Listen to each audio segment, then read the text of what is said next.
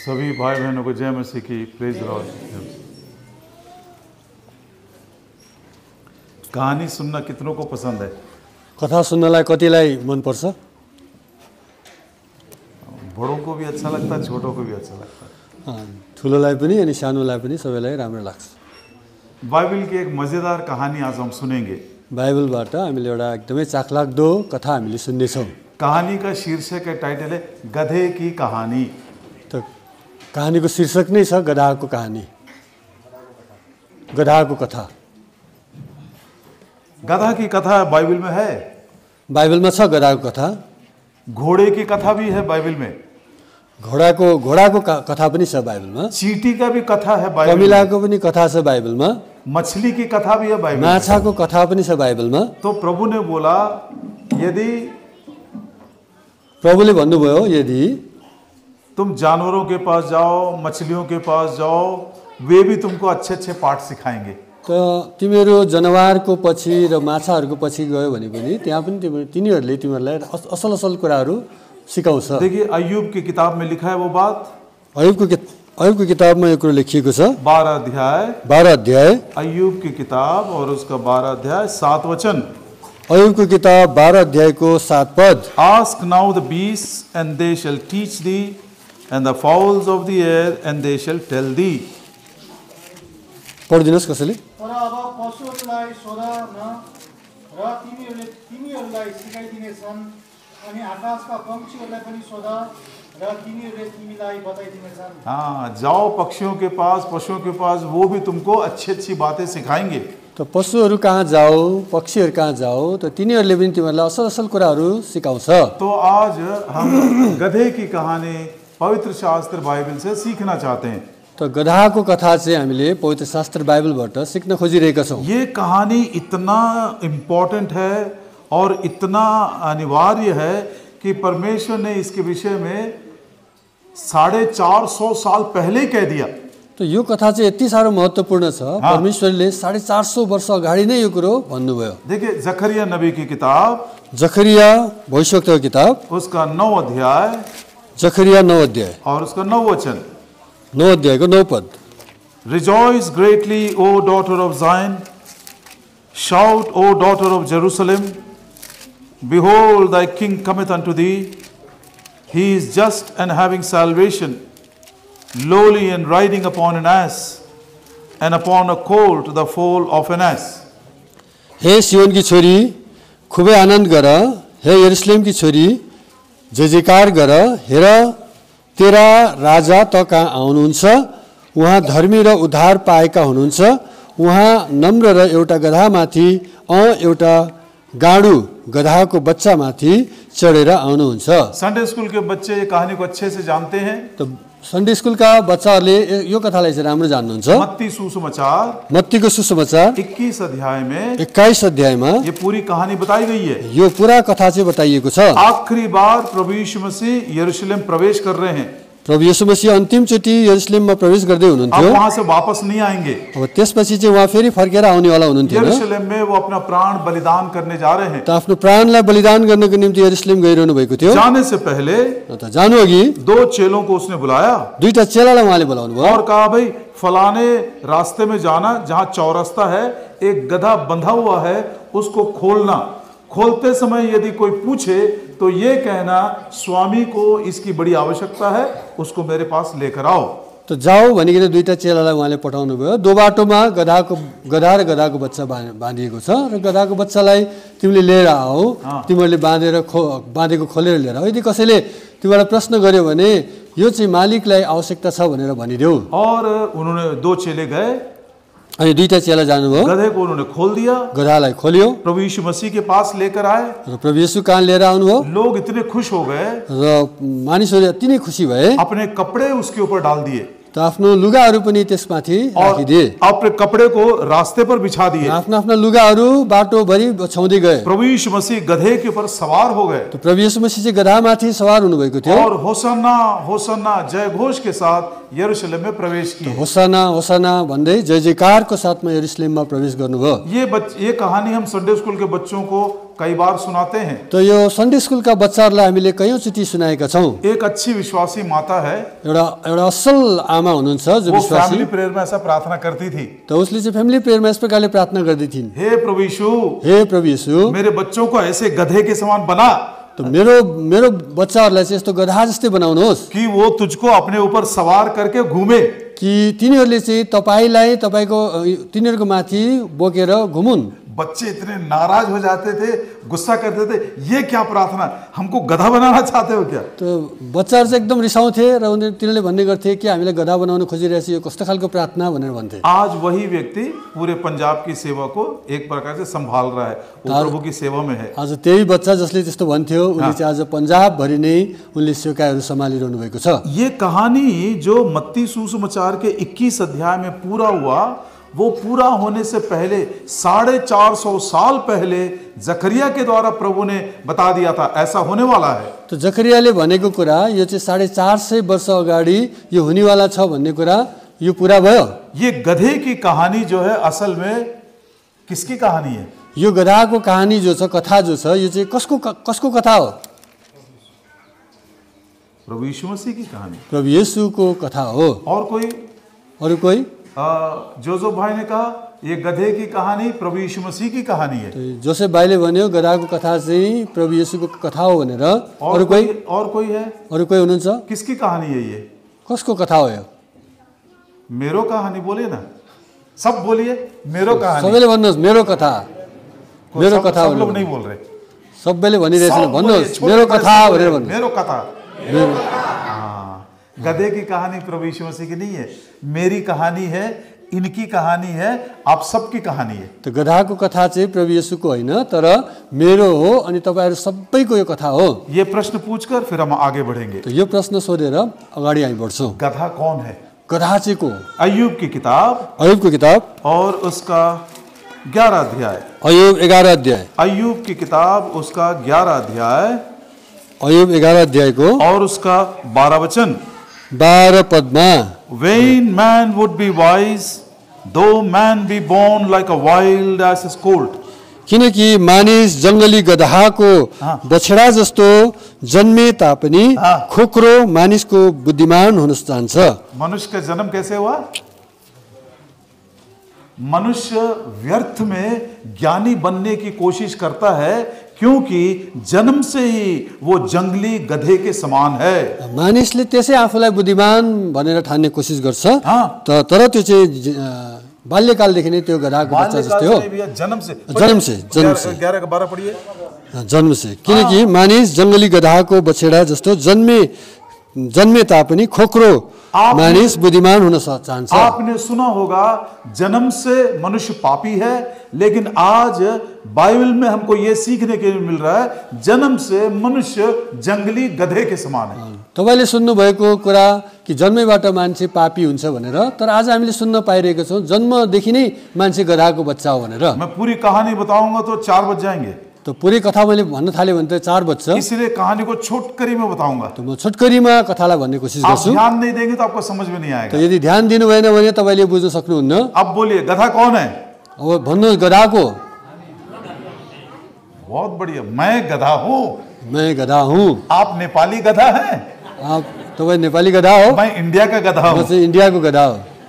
ये पुरुष गधा है और ये स्त्री गधे हैं। यिनी चाहिँ पुरुष गधाहरू, यिनी चाहिँ स्त्री गधाहरू। कुछ गधे गोरे हैं, कुछ गधे काले हैं। कोही गधा चाहिँ गोराहरू छन् त कोही गधा चाहिँ कालो छन्। दुनिया में कुछ भी क्यों ना हो, चाहे दुनिया के लोगों को बुरा लगे या अच्छा लगे, बाइबल कहती है, ये सच्चाई बड़ी नम्रता से कहते हैं, जन्म से हर एक मनुष्य गधे के समान है। दुनियामा जे पनि हो, संसारमा जे पनि होस्, तर मान्छेलाई राम्रो लागोस् नलागोस्, तर बाइबलले स्पष्ट बताउँदछ कि मान्छे जन्मदेखि नै गधाको बच्चा हो। एक व्यक्ति ने कहा, एउटा व्यक्तिले भन्यो, अरे मैं तो ऊंचे जात में जन्म लिया। मैले त एकदम के उच्च जातिमा जन्म लिएको हुँ। दूसरे ने कहा, अर्कोले भन्यो, अरे मैं तो लखपति बाप के घर में जन्म लिया। म त लखपति बाउको घरमा जन्म लिए। तीसरे ने कहा, तेस्रोले भन्यो, मैं तो नंगा जन्म लिया। म त नाङ्गो पो जन्मे भनेर। तेस्रोले मनुष्य कितने कितने बातों पर घमंड करता है। मानिसले जति धेरै कुरामा घमण्ड गरे तापनि बाइबल एकमात्र ऐसी किताब है जो मनुष्य को नम्र बना देती है। इसकी सच्चाई को यदि हम ग्रहण करें, बाइबल मात्र एउटा यस्तो पुस्तक हो जसले मान्छेको वास्तविकता बताइदिँदछ। आप सुनिए ये कहानी। अब सुन्नुहोस् यो कथा। जन्म से हर एक मनुष्य एक गधे के समान है, त बाल्यकालदेखि अर्थात् जन्मदेखि नै मान्छे एउटा गधा जस्तै हो, और वो भी एक जंगली गधा। और जङ्गली गधा हो। और जो मत्ती के 21 अध्याय में हमने वो जो पूरा वृत्तांत आपको हमने बताया, मत्ती 21 अध्यायमा जो विस्तृत रूपमा जो बताइएको छ तपाईलाई हामीले भन्यौं, उस गधे के मैं आपको 7 पिक्चर बताऊंगा। त्यो गधाको 7 वटा नक्सा म तपाईलाई बताउँछु। आपको ये पिक्चर मोबाइल में नहीं मिलेगा, त्यो त्यो त्यो नक्सा चाहिँ तपाईले मोबाइलमा पाउनुहुन्न। वो पिक्चर सिर्फ बाइबल में ही मिलता है। त्यो नक्सा चाहिँ केवल बाइबलमा तपाईले पाउनुहुन्छ। इसलिए ध्यान दीजिए, यसैले ध्यान दिनुहोस्। और कहीं न कहीं हम में से हर कोई अपने चित्र को देखेगा। ये 7 में से त कहीं न कहीं मान्छेले हामी मध्ये धेरैले आफ्नो आफ्नो चित्र देख्नेछ। धेरैले नहीं, सबै बने, सबैले सबैले। धेरैले बोले तो कुछ को मत छोड़ना। सब लोग अपना चित्र देखेंगे, सबै हामी सबैले नै आफ्नो आफ्नो चित्र देख्नेछौँ। और ये 7 चित्रों में यदि आपने अपने चित्र को नहीं देखा तो संदेश कहानी खत्म हो जाने के बाद आप आकर मुझसे मिलिए। तो यो 7 वटा जो नक्सा छ यसमा यदि तपाईले आफ्नो नक्सा देख्नु भएन भने कहानी खत्म भइसकेपछि पछि आएर मलाई सोध्नुहोस्।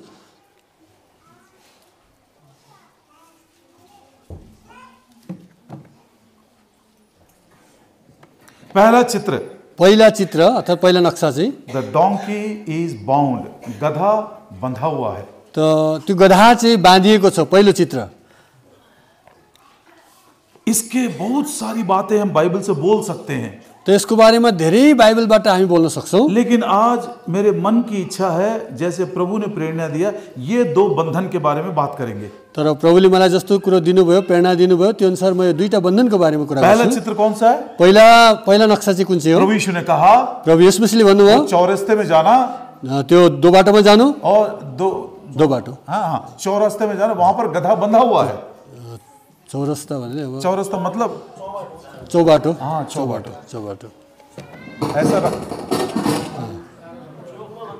चौक ऐसा मिलता है ना, 2 रास्ता मिलता है, चौक। तो चारों दिशा ना चौरास्ता बोलते हैं उसको। जी चौक, हाँ, चौक में बंधा हुआ है। चौकमा बाँधिएको छ, मतलब गधे को खोलने वाला कोई नहीं है। तो गधालाई खोल्ने वाला कोही पनि छैन। गधे को कौन से मार्ग में जाना ये भी नहीं मालूम। तो गधालाई अब कुन बाटोमा जाने त्यो पनि उलाई थाहा छैन। बाइबल बताती है किसने गधे को बांधा है। तो बाइबलले चाहिँ बताउँछ गधालाई चाहिँ कसले बाँध्यो। प्रभु यीशु ने कहा, प्रभु येशू मसीहले भन्नुभयो, जब तुम सत्य को जानोगे तो सत्य तुमको स्वतंत्र कर देगा। तो प्रभु येशू मसीहले भन्नुभयो, जब तिमीले सत्यतालाई जान्नेछौ सत्यले तिमीलाई स्वतन्त्र गर्नेछ। प्रभु यीशु मसीह कैदियों को रिहा करने के लिए, छुटकारा देने के लिए आए हैं। तो प्रभु येशू मसीह चाहिँ कैदीहरूलाई छुटकारा दिनको निम्ति आउनु भएको। लेकिन ये गधा बंधा हुआ है। तर यो गधा चाहिँ बाँधिएको छ। किसने बांधा इसको? यसलाई कसले बाँध्यो? पहला तिमोथी, पहिलो तिमोथी 2 अध्याय, पहिलो तिमोथी 2 अध्याय और उसका 26 वचन। त्यसको 26 पद। पहला तिमोथी 2 अध्याय और उसकी 26वीं आयत है। 2 अध्यायको 26 पद पहिलो And Timothy. that they may recover themselves out of the snare of the devil, who are taken captive by him at his will।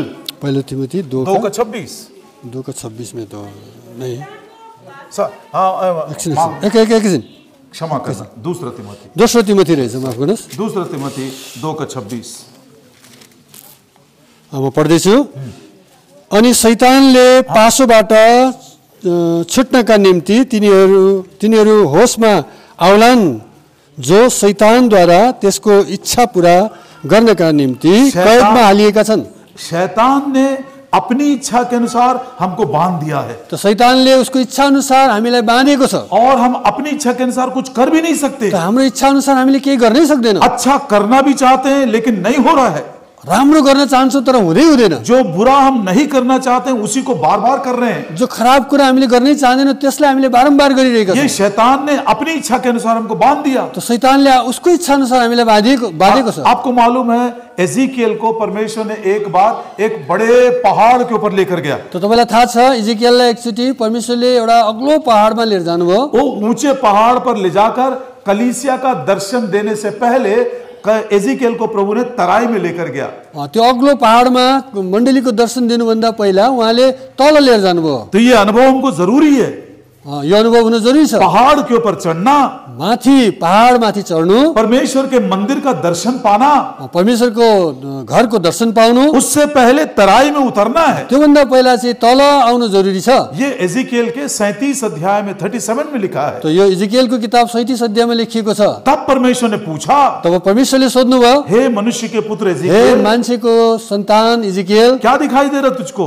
तिमीलाई तिमीले के हेरिरहेछौ? मैं सारी हड्डियों को देख रहा हूँ। मैले त सबै हड्डीहरूलाई देखिरहेको सारी छु। हड्डियां बिखरी पड़ी है। सबै हड्डीहरू चाहिँ एकदम यता तितर-बितर भएका छन्। तब परमेश्वर ने कहा, त परमेश्वरले भन्नुभयो, तू वचन देना शुरू कर दे। तिमीले वचन दिन सुरु गर। जब एजिकियल ने वचन देना शुरू किया, त इजिकियलले जब वचन दिन सुरु गर्यो, बड़ी आवाज आ रही है, त ठुलो आवाज आइरहेको छ। बहुत बड़ी आवाज आ रही है। एकदमै ठुलो आवाज आइरहेछ। हड्डियां यहाँ वहां से हिल रही है। त एकदम हड्डीहरू पनि यता र उता हल्लिरहेका छन्। क्यों हिल रही है? किन हल्लिरहेको? ये सिर की हड्डी यो टाउको हड्डी अपने गर्दन की हड्डी ढूंढ रही है। यो घाँटीको हड्डीले खोजिरहेको छ। ये गर्दन की हड्डी यो घाँटीको हड्डीले अपने ये कंधे की हड्डी को ढूंढ रही त्यो है। काँधको हड्डीलाई खोजिरहेको छ।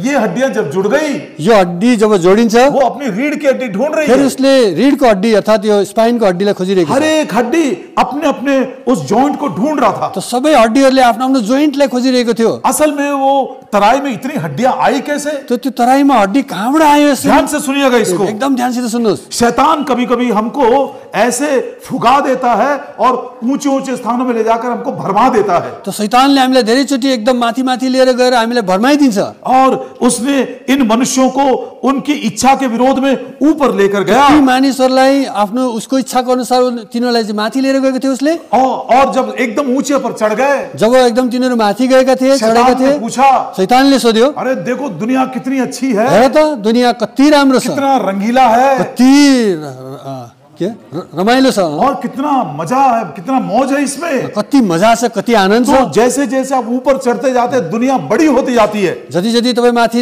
माथि चढ्दै जानुहुन्छ उति संसार चाहिँ तपाईँले ठुलो देख्दै जानुहुन्छ। ऊपर जाने के बाद माथि पुगिसकेपछि शैतान ने पूछा, शैतानले सोध्यो, क्या तुमको इसमें से कुछ चाहिए? यसबाट तिमीलाई केही चाहिन्छ? उन्होंने कहा, भैया जरूर थोड़ा सा देना।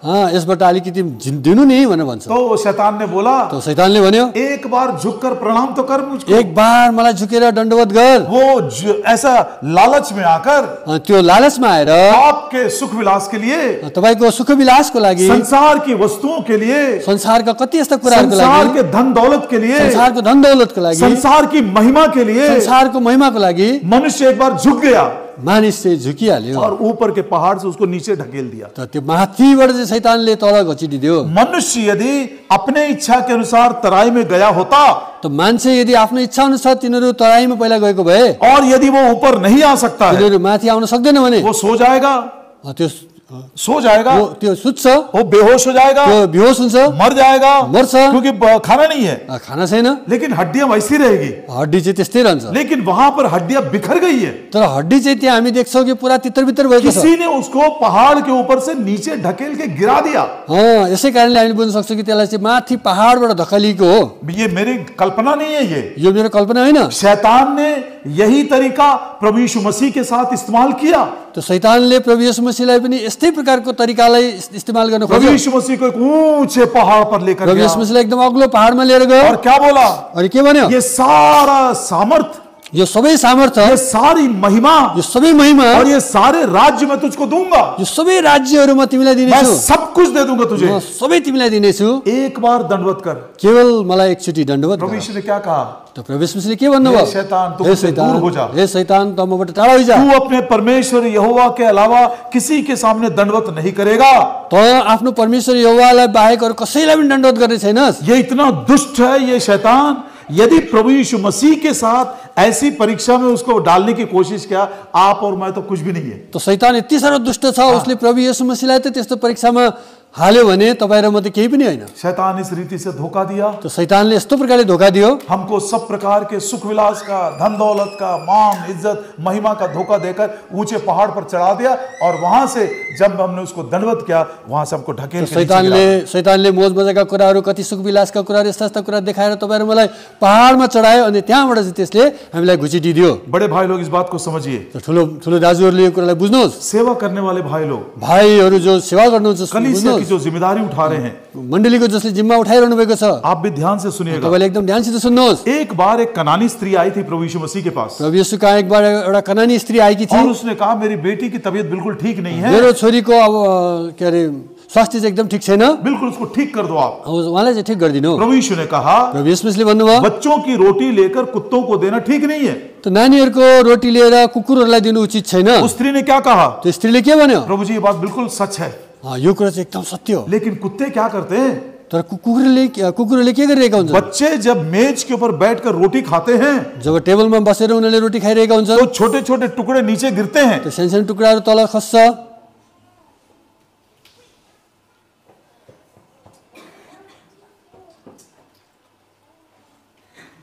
तो छोटे छोटे रोटी के टुकड़े नीचे गिरते हैं, त्यो सानो सानो टुक्राहरू जब रोटी तल खस्छ तो वो क्या करते हैं? नीचे झुककर रोटी को उठा लेते हैं। त तिनीहरू तल यसो झुकेर त्यो रोटीलाई चाहिँ उठाइहाल्छ। कई बार त कतिचोटि ये संसार का सुख पाने के लिए, संसारको सुख पाउनको लागि, संसार की महिमा पाने के लिए, संसारको महिमा पाउनको लागि, संसार की शक्ति पावर को पाने के लिए, संसारको शक्ति पाउनको लागि, संसार के धन दौलत को पाने के लिए संसारको धन दौलतहरू पाउनको लागि शैतान के मेज से थोड़े थोड़े टुकड़े जो गिरते हैं, कभी कभी हम भी उठाने के लिए झुक जाते हैं। त शैतानको टेबलबाट खसेका कति सानसानो टुक्राहरू कहिलेकाहीँ हामी आफै पनि तल झुकेर उठाउन खोज्छौँ। मैं बोल सकता हूं मैं बहुत बड़ा सेवक हूं, त मैले भन्न सक्छु म एउटा ठुलो सेवक हो भनेर, मैं बहुत बड़ा प्रचारक हूं, म ठुलो प्रचारक मैं हो भनेर, नया जन्म लिया हूं, मैले नयाँ जन्म पाएको यीशु छु। मसीह के लहू में मुझको धो दिया गया, प्रभु येशू मसीहको रगतले मलाई धोइएको छ। मैं सिर्फ प्रभु की आराधना करता हूं। म केवल उहाँकै आराधना गर्छु। याद रखिए शैतान इतना धूर्त है, कभी कभी ये संसार का धन,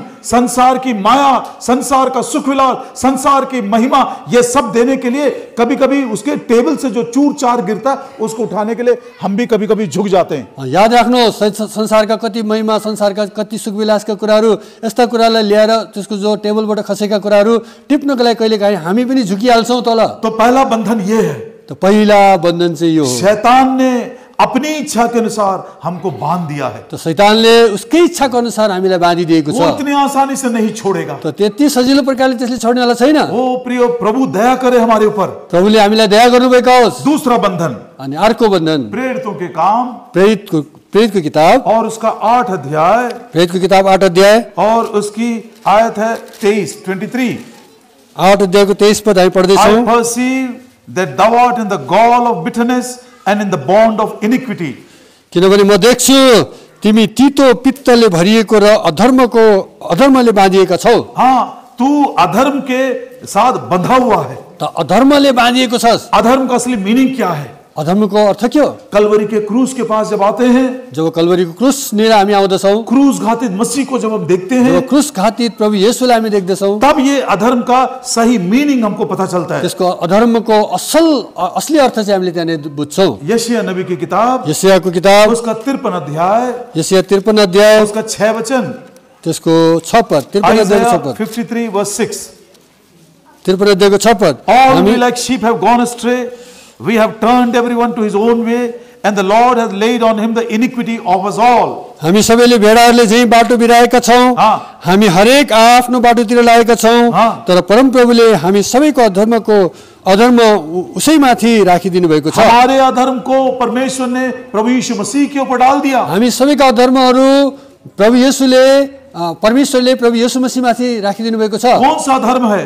कस्तो अधर्महरू? हम सब अपना अपना मार्ग ले लिए, किनभने हामीले आफ्नो आफ्नो बाटो लिएका छौँ। सेल्फ विल बोलते हैं इसको, स्वयं की इच्छा, स्वयंको इच्छामा हामी किसी की नहीं मानते हैं। कसैको कुरा मान्दैनौँ। अब ये बंधन कितना मजबूत है देखिए। यो बन्धन चाहिँ कति साह्रो बलियो छ। एक बंधन शैतान ने अपनी इच्छा के अनुसार हमको बांध दिया, तो शैतानले उसको इच्छा अनुसारको हामीलाई बाँधेको एउटा बन्धन छ, और दूसरा हमने अपनी इच्छा के अनुसार हमको बांध लिया। तो अर्को चाहिँ हामीले आफ्नै इच्छा अनुसारले हामीले आफूलाई बाँधेका छौँ। बाइबल में पढ़ते हैं, तो बाइबलमा हामी पढ्दछौँ, कभी कभी शैतान हमको छोड़ देता है, कुछ सीजन के लिए, कुछ समय के लिए, वो भी हमको टेम्प्ट करना छोड़ता है। बाइबलमा लेखिएको छ केही समयको लागि शैतानले पनि हामीलाई परीक्षा गर्नदेखि छोडिदिँदो रहेछ। ये लूका का 4 अध्याय 13 वचन में लिखा है। यो 4 अध्यायको 13 लूका किताबमा लेखिएको छ। Satan left Jesus for a season, थोड़े समय के लिए शैतान ने प्रभु यीशु मसीह को छोड़कर चला गया। तो शैतानले केही समयको लागि प्रभु येशू मसीहलाई छोडेर गयो भनेर यहाँ लेखेको छ। म पढ्छु है त।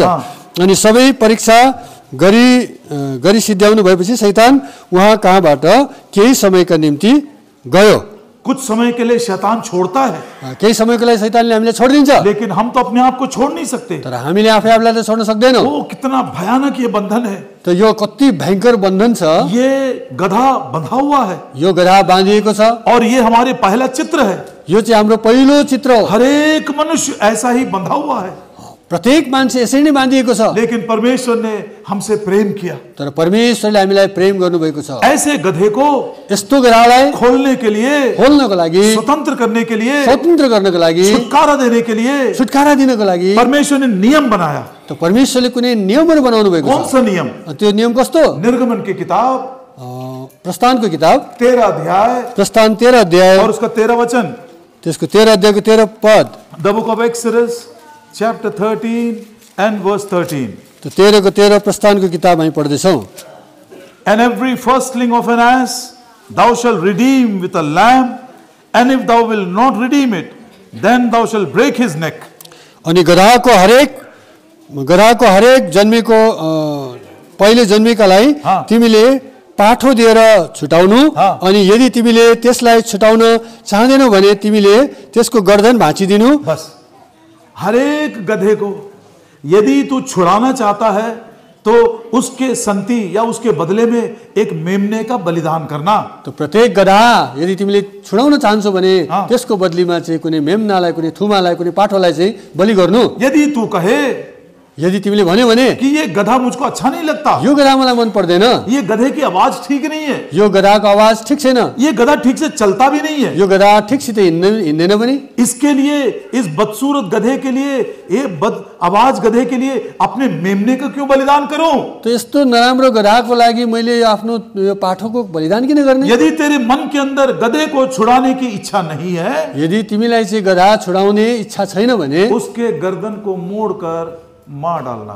त्यो गधाको घाँटीलाई निमोठेर मारिदिनु। पढ़िए ना, अच्छे से लिखा हुआ 13 का 13, उसी को बोल दिए, गर्दन मोड़कर। हाँ, गधा हरेक पहिले जन्मेकोलाई तिमीले पाठो दिएर छुडाउनु, अनि यदि तिमीले त्यसलाई छुडाउन चाहँदैनौ भने तिमीले त्यसको गर्दन भाँचिदिनु। हाँ, उसके गर्दन को मोड़ देना, त्यसको घाँटीलाई चाहिँ भाँचिदिनु। मनुष्य के लिए केवल 2 ही उपाय है। मान्छेको लागि केवल 2टा उपाय छ, या तो उसका उद्धार हो जाए, कि त उसको उद्धार हुनुपर्छ, या तो उसको छुटकारा मिल जाए, या त उसले छुटकारा पाउनुपर्छ, नहीं तो उसके गर्दन मोड़कर हमेशा के लिए वो नाश कर दिया जाएगा। नत्र भने त्यसको घाँटी बाँचेर सदाको लागि नाश। लेकिन परमेश्वर की इच्छा नहीं कि कोई नाश हो। तर परमेश्वरको इच्छा छैन कि कोही मान्छे नाश होस्। परमेश्वर की इच्छा है कि सबका उद्धार हो जाए। परमेश्वरको इच्छा यही छ कि सबैजनाले उद्धार पाउन्। इसीलिए ये सारे जंगली गधों के उद्धार के लिए, छुटकारे के लिए एक सुंदर उपाय क्या?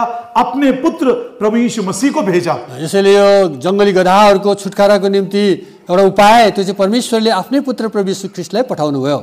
और उस प्रभु यीशु मसीह को आते हुए देखकर यूहन्ना बपतिस्मा देने वाला कहता है, अनि उनी प्रभु येशू ख्रीष्टलाई आउँदै गरेको देखेर यूहन्ना बपतिस्मा दिनेवालाले भनिरहेका छन्। यूहन्ना सुसमाचार पहिलो अध्याय 29 वचन, पहिलो अध्यायको 29 पद। देखो ये परमेश्वर का मेमना जो सारे जगत के पापों को उठा ले जाता है। र परमेश्वरको थुमा जसले सारा जगतको पापलाई उठाइले जान्दछ। What a God of love is this? यो परमेश्वरको कति ठुलो प्रेम हो। Jesus Christ is the Lamb of God which has come to deliver all the wild donkeys in this world. प्रभु येशू ख्रीष्ट जो परमेश्वरको थुमा हुनुहुन्छ जसले सारा पृथ्वीका गधाहरूका निम्ति आउनुभयो। यदि गधे की कहानी इतनी अच्छी बताई गई है, यदि गधाको कुरा यस्तो भनिएको छ भने मेमने की कहानी भी इसी में है। थुमाको कुरा पनि यसैमा छ। दूसरा सामुएल उसका 12 अध्याय, त्यसको 12 अध्याय, 2 Samuel chapter 12, 12 अध्यायको दोस्रो सामुएल 12 अध्याय। ये कहानी, मेमने की कहानी नाथान ने दाऊद से कहा। यो कथा जो थुमाको कथा यो चाहिँ दाऊदसित दाऊदलाई नाथानले भन्यो। नाथान परमेश्वर का दास है। नाथान चाहिँ भविष्यवक्ता परमेश्वरको दास हुनुहुन्थ्यो। दाऊद पाप में गिरा हुआ है। दाऊद चाहिँ पापमा खसेको थियो। वो पाप की सजा मृत्यु है।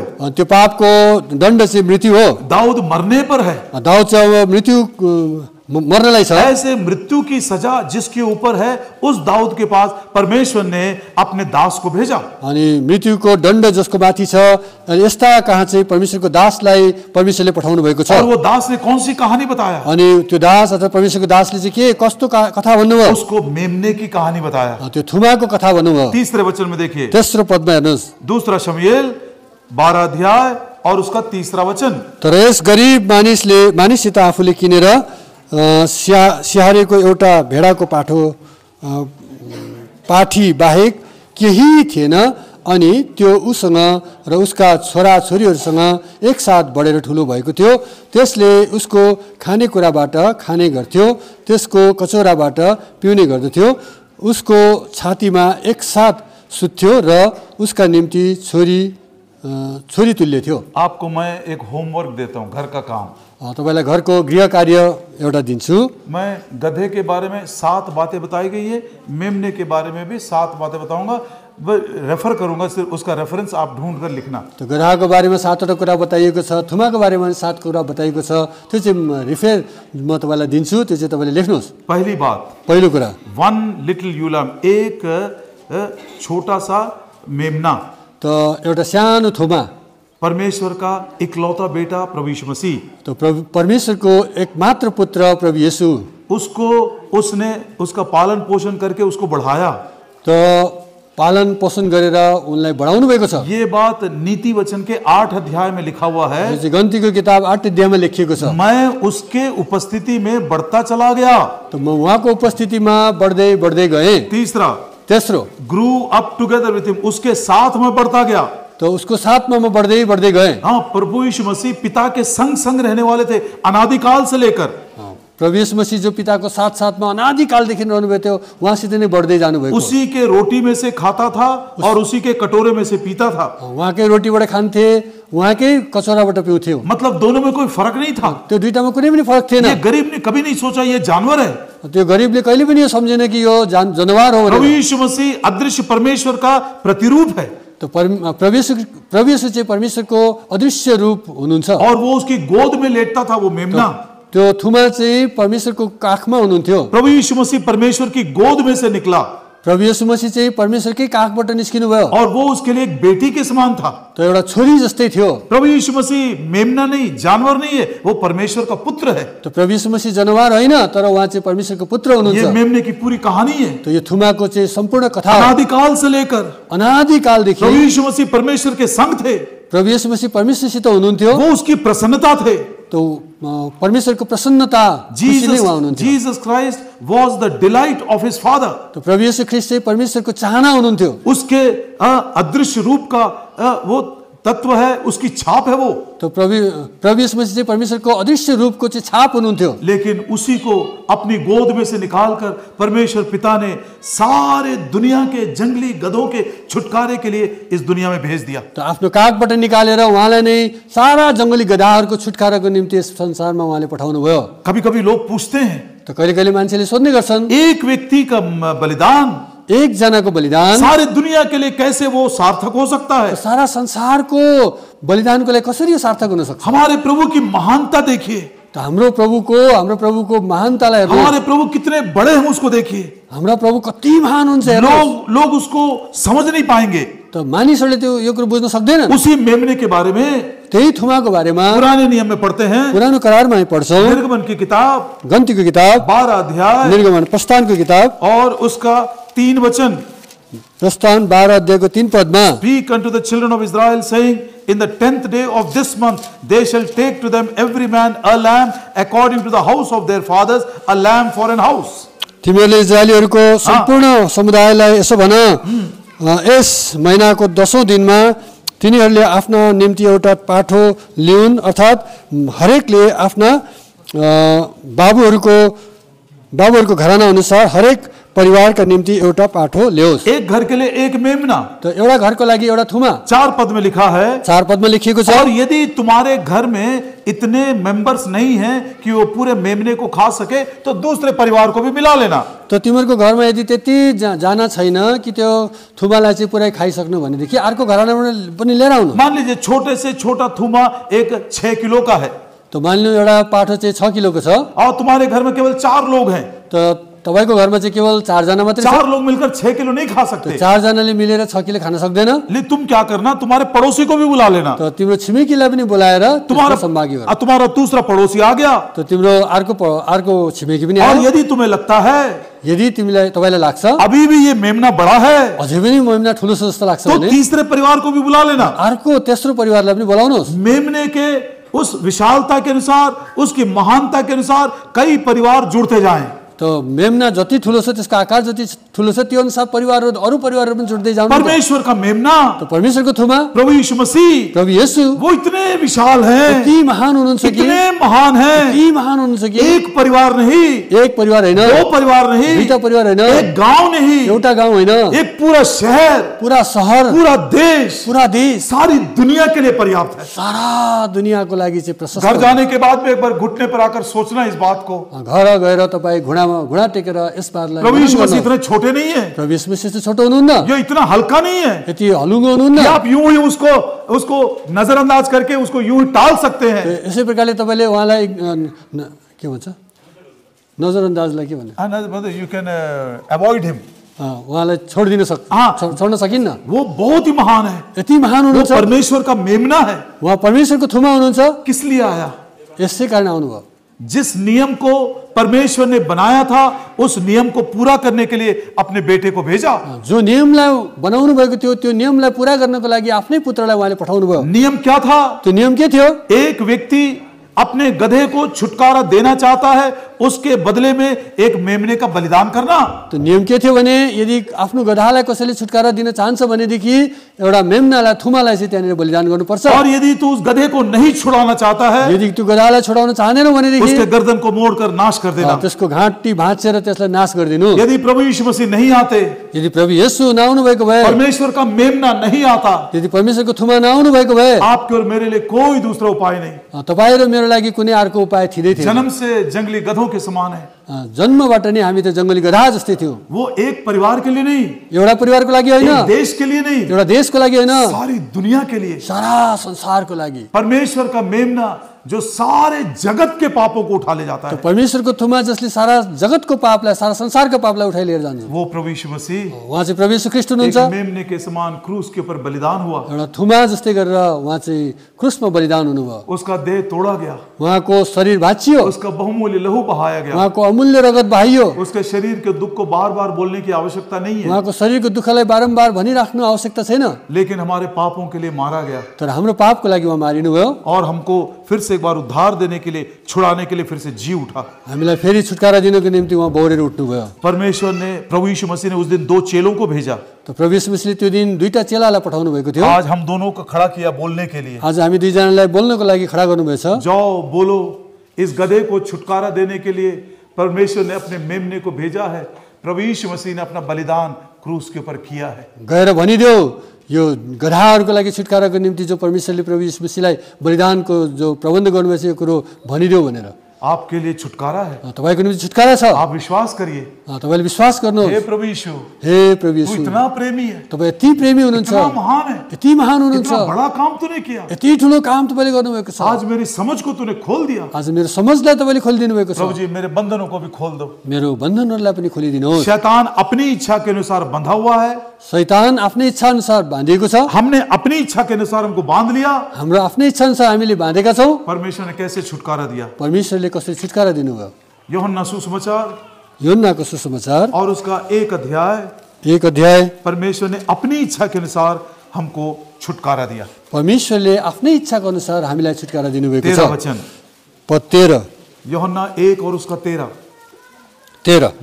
जो न त रगतबाट, न त शरीरको इच्छाबाट, न त मानिसको इच्छाबाट, तर परमेश्वरबाट जन्मेका हुन्। परमेश्वर की इच्छा के अनुसार, परमेश्वर की इच्छा है आज आपका छुटकारा हो जाए, आज आपको स्वतंत्र कर दे, आपके बंधनों को वो खोल देना चाहता है। परमेश्वरको इच्छा अनुसार तपाईको छुटकारा भएको छ अनि आज परमेश्वरको इच्छा यही छ तपाईको छुटकारा होस्, तपाईको बन्धनहरू खोलियोस्, यो उहाँ चाहनुहुन्छ। मैं भी 20 साल तक ऐसा ही जीवन बिताता रहा। त म पनि 20 सालसम्म यस्तै जीवन बिताएर मैं गइरहेको बड़े थिएँ। धोखे में जीवन बिताया। मैले धोखामा जीवन बिताएको थिएँ। शैतान ने मुझको बांध कर रखा था शैतानले मलाई बाँधेर राखेको थियो। और छुप छुप कर मैंने अपने आप को भी बांध लिया था। त एकदम लुकी लुकी मैले आफैले आफूलाई पनि बाँधिसकेको थिएँ। लेकिन जैसे आपको अभी प्रभु सुसमाचार सुना रहा है, मुझको भी सुनाया गया। जसरी आज तपाईँलाई सुसमाचार सुनाइँदैछ त्यसरी नै मलाई पनि सुनाइयो। मैंने पछतावा किया। मैले पश्चाताप हे गरेँ। प्रभु यीशु, हे प्रभु येशू, मैं बंधा हुआ हूँ, म बाँधिएको छु। मैं छुटकारा चाहता हूँ, म छुटकारा चाहन्छु। पाप से छुटकारा चाहता हूँ, पापबाट छुटकारा ये चाहन्छु। काम मैं नहीं करना चाहता।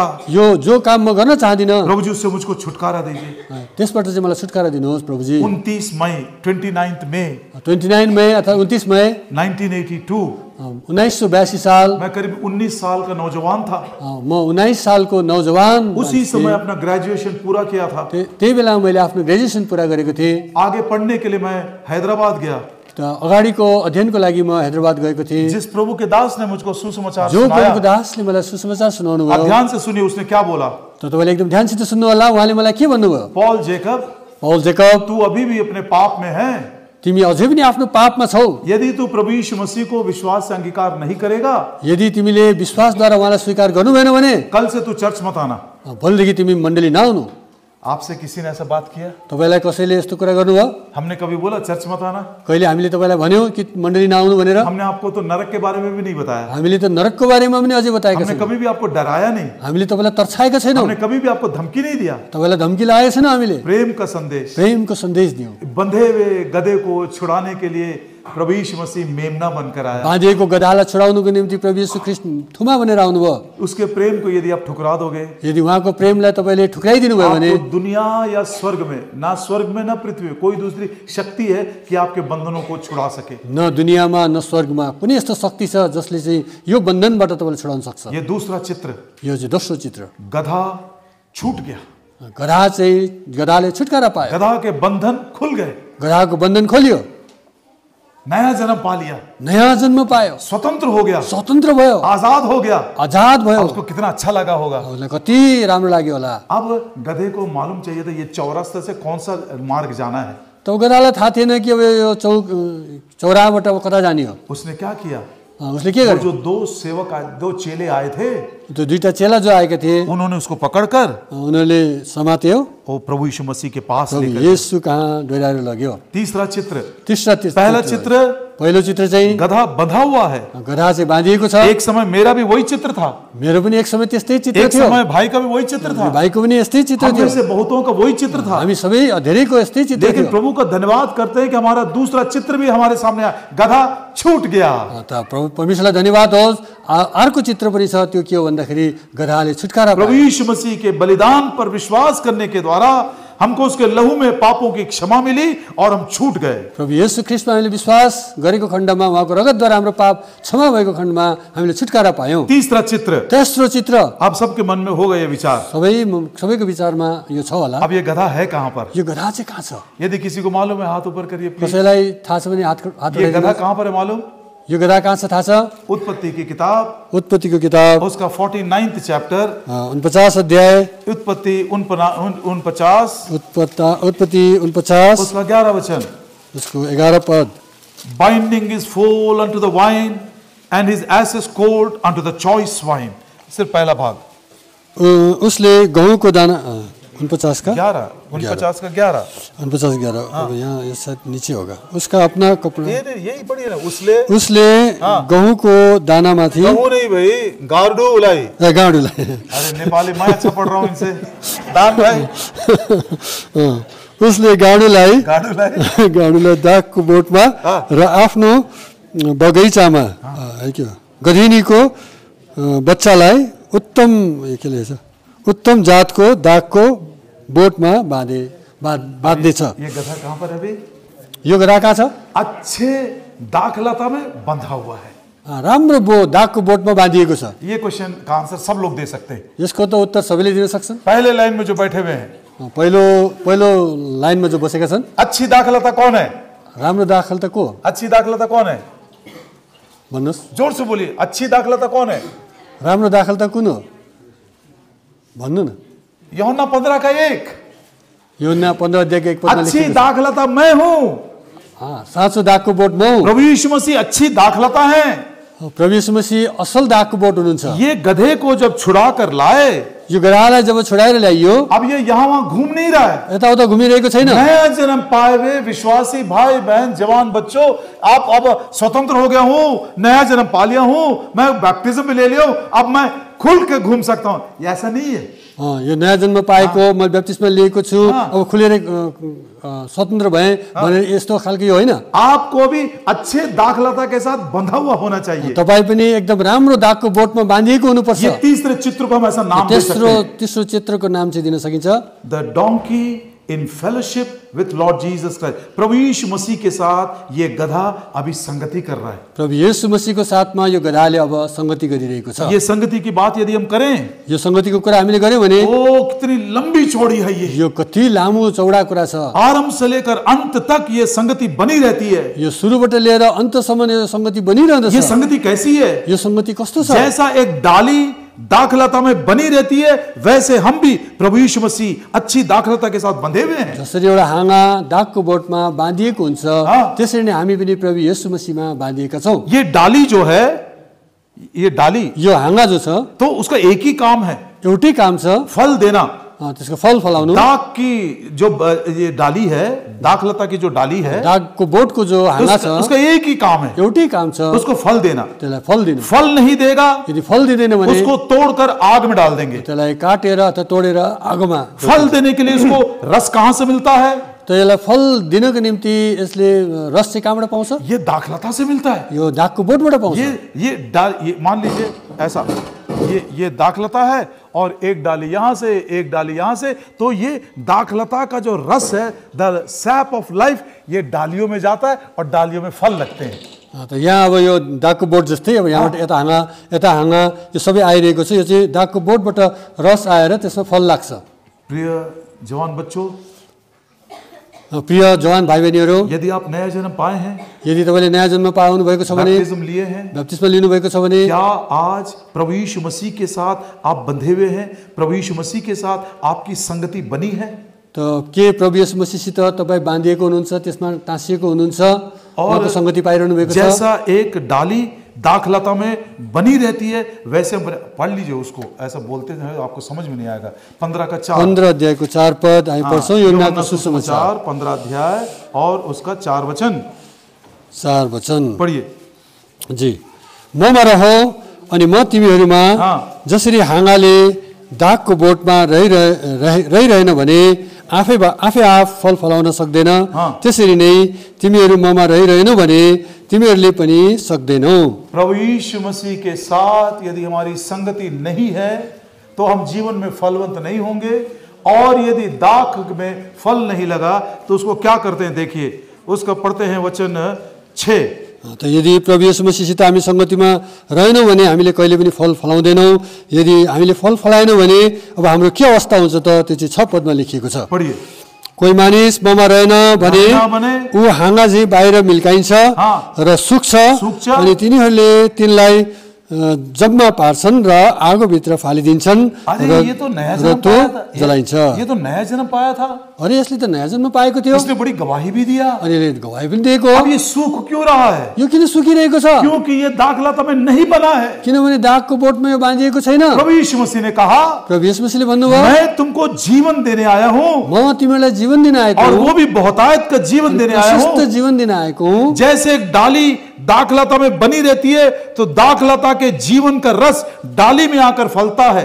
जसरी दागको बोटमा हाँगा बनिरहन्छ र दागको बोटबाट आएको रसद्वारा त्यसमा जीवन आउँछ, वैसे हम भी त्यसरी नै हामी प्रभु यीशु मसीह की संगति में बने हैं, प्रभु येशूको संगतिमा बनिरहेका छौँ भने हमारे अंदर उसका जीवन आता है, हमारा जीवन फलवंत होता है। हामी भित्र उहाँको जीवन आउँछ र हाम्रो जीवन चाहिँ फलवन्त बन्दछ। इसी 15 अध्याय में, यही 15 अध्यायमा 8 वचन में 8 पदमा प्रभु यीशु ने कहा, प्रभु यीशुले भन्यो, इसी से मेरी, पढ़िए, तिमीहरूले धेरै फल फलायो भने यसैमा मेरो पिताको महिमा हुनेछ र तिमीहरू मेरा चेला हुनेछौ। सो तीसरी बात, र तेस्रो कुरा चाहिँ प्रभु यीशु मसीह के साथ हमारी संगति होनी चाहिए। त तेस्रो कुरा चाहिँ प्रभु येशू मसीहसितको हाम्रो संगति चाहिँ निरन्तर भइरहनु पर्छ। चौथा चित्र, चौथो चित्र ये चाहिँ, तीसरा चित्र एक ऐसा इमेजिन करिए कि मेरा जीवन प्रभु यीशु मसीह के साथ बंधा। पहले चौरस्ता में बंधा था, उसके बाद छूट गया, तीसरा चित्र प्रभु यीशु मसीह की संगति में हूँ, उसके साथ बंधा हूँ। ऐसे में कोई अपने आप को देख रहा है? त चौथो चित्र तेस्रो चित्र चाहिँ के छ भन्दा पहिलो चित्र जसरी अब चौरस्ता अर्थात् चौक के अरे पहला चित्र बंधा हुआ, पहिला चित्र चाहिँ बाँधिएको छ। अब तेस्रो चित्रमा चाहिँ प्रभु येशू मसीहसित आएर संगतिको त्यो मिठास हामीले पाइरहेछौँ कि छैनौँ, त्यो चाहिँ महत्त्वपूर्ण कुरा। फर्स्ट पिक्चर, पहिलो नक्सा चाहिँ द डोंकी इज बाउंड, त्यो गधा चाहिँ बाँधिएको छ। सेकंड पिक्चर, दोस्रो चित्र, द डोंकी इज रिडीम्ड, त्यो गधा चाहिँ छुटकारा पाएको छ। थर्ड पिक्चर, तेस्रो चित्र, the donkey in fellowship with Lord Jesus. गधाले चाहिँ प्रभु येशू मसीहसित संगति पाइरहेको छ। बहुत बड़ी बात है ये ठुलो कुरा छ, ये बहुत बड़ी बात है। ये ठुलो कुरा छ। वचन के द्वारा यदि प्रभु के साथ हम बने रहेंगे, वचनद्वारा यदि प्रभुसित हामी बाँधिएका छौँ भने, प्रार्थना में यदि उसके साथ संगति करेंगे, प्रार्थनामा हामी संगति गरिरहेका छौँ भने, प्रभु के दुखों में यदि उसके साथ संगति करेंगे, यदि प्रभु येशू ख्रीष्टको दुःखमा हामीले संगति गरिरहेका जैसा छौँ, पतरस कहता है, जसरी पत्रुस भन्दछन्, हमने वो पवित्र पहाड़ पर प्रभु यीशु मसीह के साथ संगति किया। We were with him on the holy mountain. उस पवित्र पहाड़ के ऊपर हम उसके साथ थे। त्यो पवित्र पहाडमा हामीले प्रभु येशू मसीहसित संगति गरिरहेका थियौँ। ऐसे लोग ही महिमा में उसके सिंहासन पर they will sit with him in glory। यस्तै मानिसहरू चाहिँ तिनीहरू उहाँसित महिमामा वास गर्नेछन्। प्रभु यीशु मसीह के साथ संगति को बनाए रखिए। प्रभु येशू मसीहसित संगतिमा आफूलाई बनाइराख्नु। चौथो चित्र, द डोंकी इज क्लोथ्ड, ये गधे को वस्त्र पहनाया गया। गधालाई चाहिँ वस्त्र लगाइयो। यो चाहिँ चौथो चित्र। ये कौन सा वस्त्र है? यो चाहिँ कस्तो वस्त्र हो? आइजाया 61 अर्थात् 61 अध्याय, यशायाह नबी की किताब यशायाह 61 अध्याय और उसका 10 वचन पढिए। परम प्रभुमा म अत्यन्तै रमाउने छु, मेरो प्राण मेरो परमेश्वरमा आनन्दित हुनेछ, किनकि जसरी दुल्हाले आफूलाई पगडीले सिँगार्छ र जसरी दुल्हीले आफूलाई आफ्ना गरगहनाले सिँगार्छे, त्यसरी नै उहाँले मलाई उद्धारको वस्त्रहरू पहिराइदिनु भएको छ। उहाँले मलाई धार्मिकताको पोसाकले ढाक्नु भएको छ। गधे को वस्त्र पहनाया गया। तो गधालाई चाहिँ लुगा ओढाइदिएको छ। मैं जब गैंगटोक गया था, जब म गैंगटोक गएको थिएँ, मैंने याक्स को देखा, YAK याक, कुछ अजीब जानवर है वो। यो याक भनेको भैँसी जस्तै हुन्छ, रंग बिरंगा वस्त्र पहना हुआ है। त्यसलाई चाहिँ एकदम चौरी गाई, उसको मैंने देखा, एक रंग बिरंगा वस्त्र पहना गया। त्यसलाई चाहिँ रंग बिरंग एकदम लुगाहरू लगाइएको मैले देखेँ। कुत्ते को भी मैंने कोट पहनते हुए देखा। कुकुरले पनि कोट लगाएको मैले देखेँ। बंदर को भी कोट पहनते हुए देखा। बाँदरले पनि कोट लगाएको मैले देखेँ। एक भालू है, उसको भी व्हाइट कोट पहने हुए देखा। तो एकदम भालुले पनि त्यहाँ सेतो कोट लगाएको मैले देखेँ। किसी ने देखा गधे को वस्त्र पहनते हुए? कसैले देख्नु भएको छ गधाले वस्त्र लगाएको? क्यों ये देख्नु भएछ?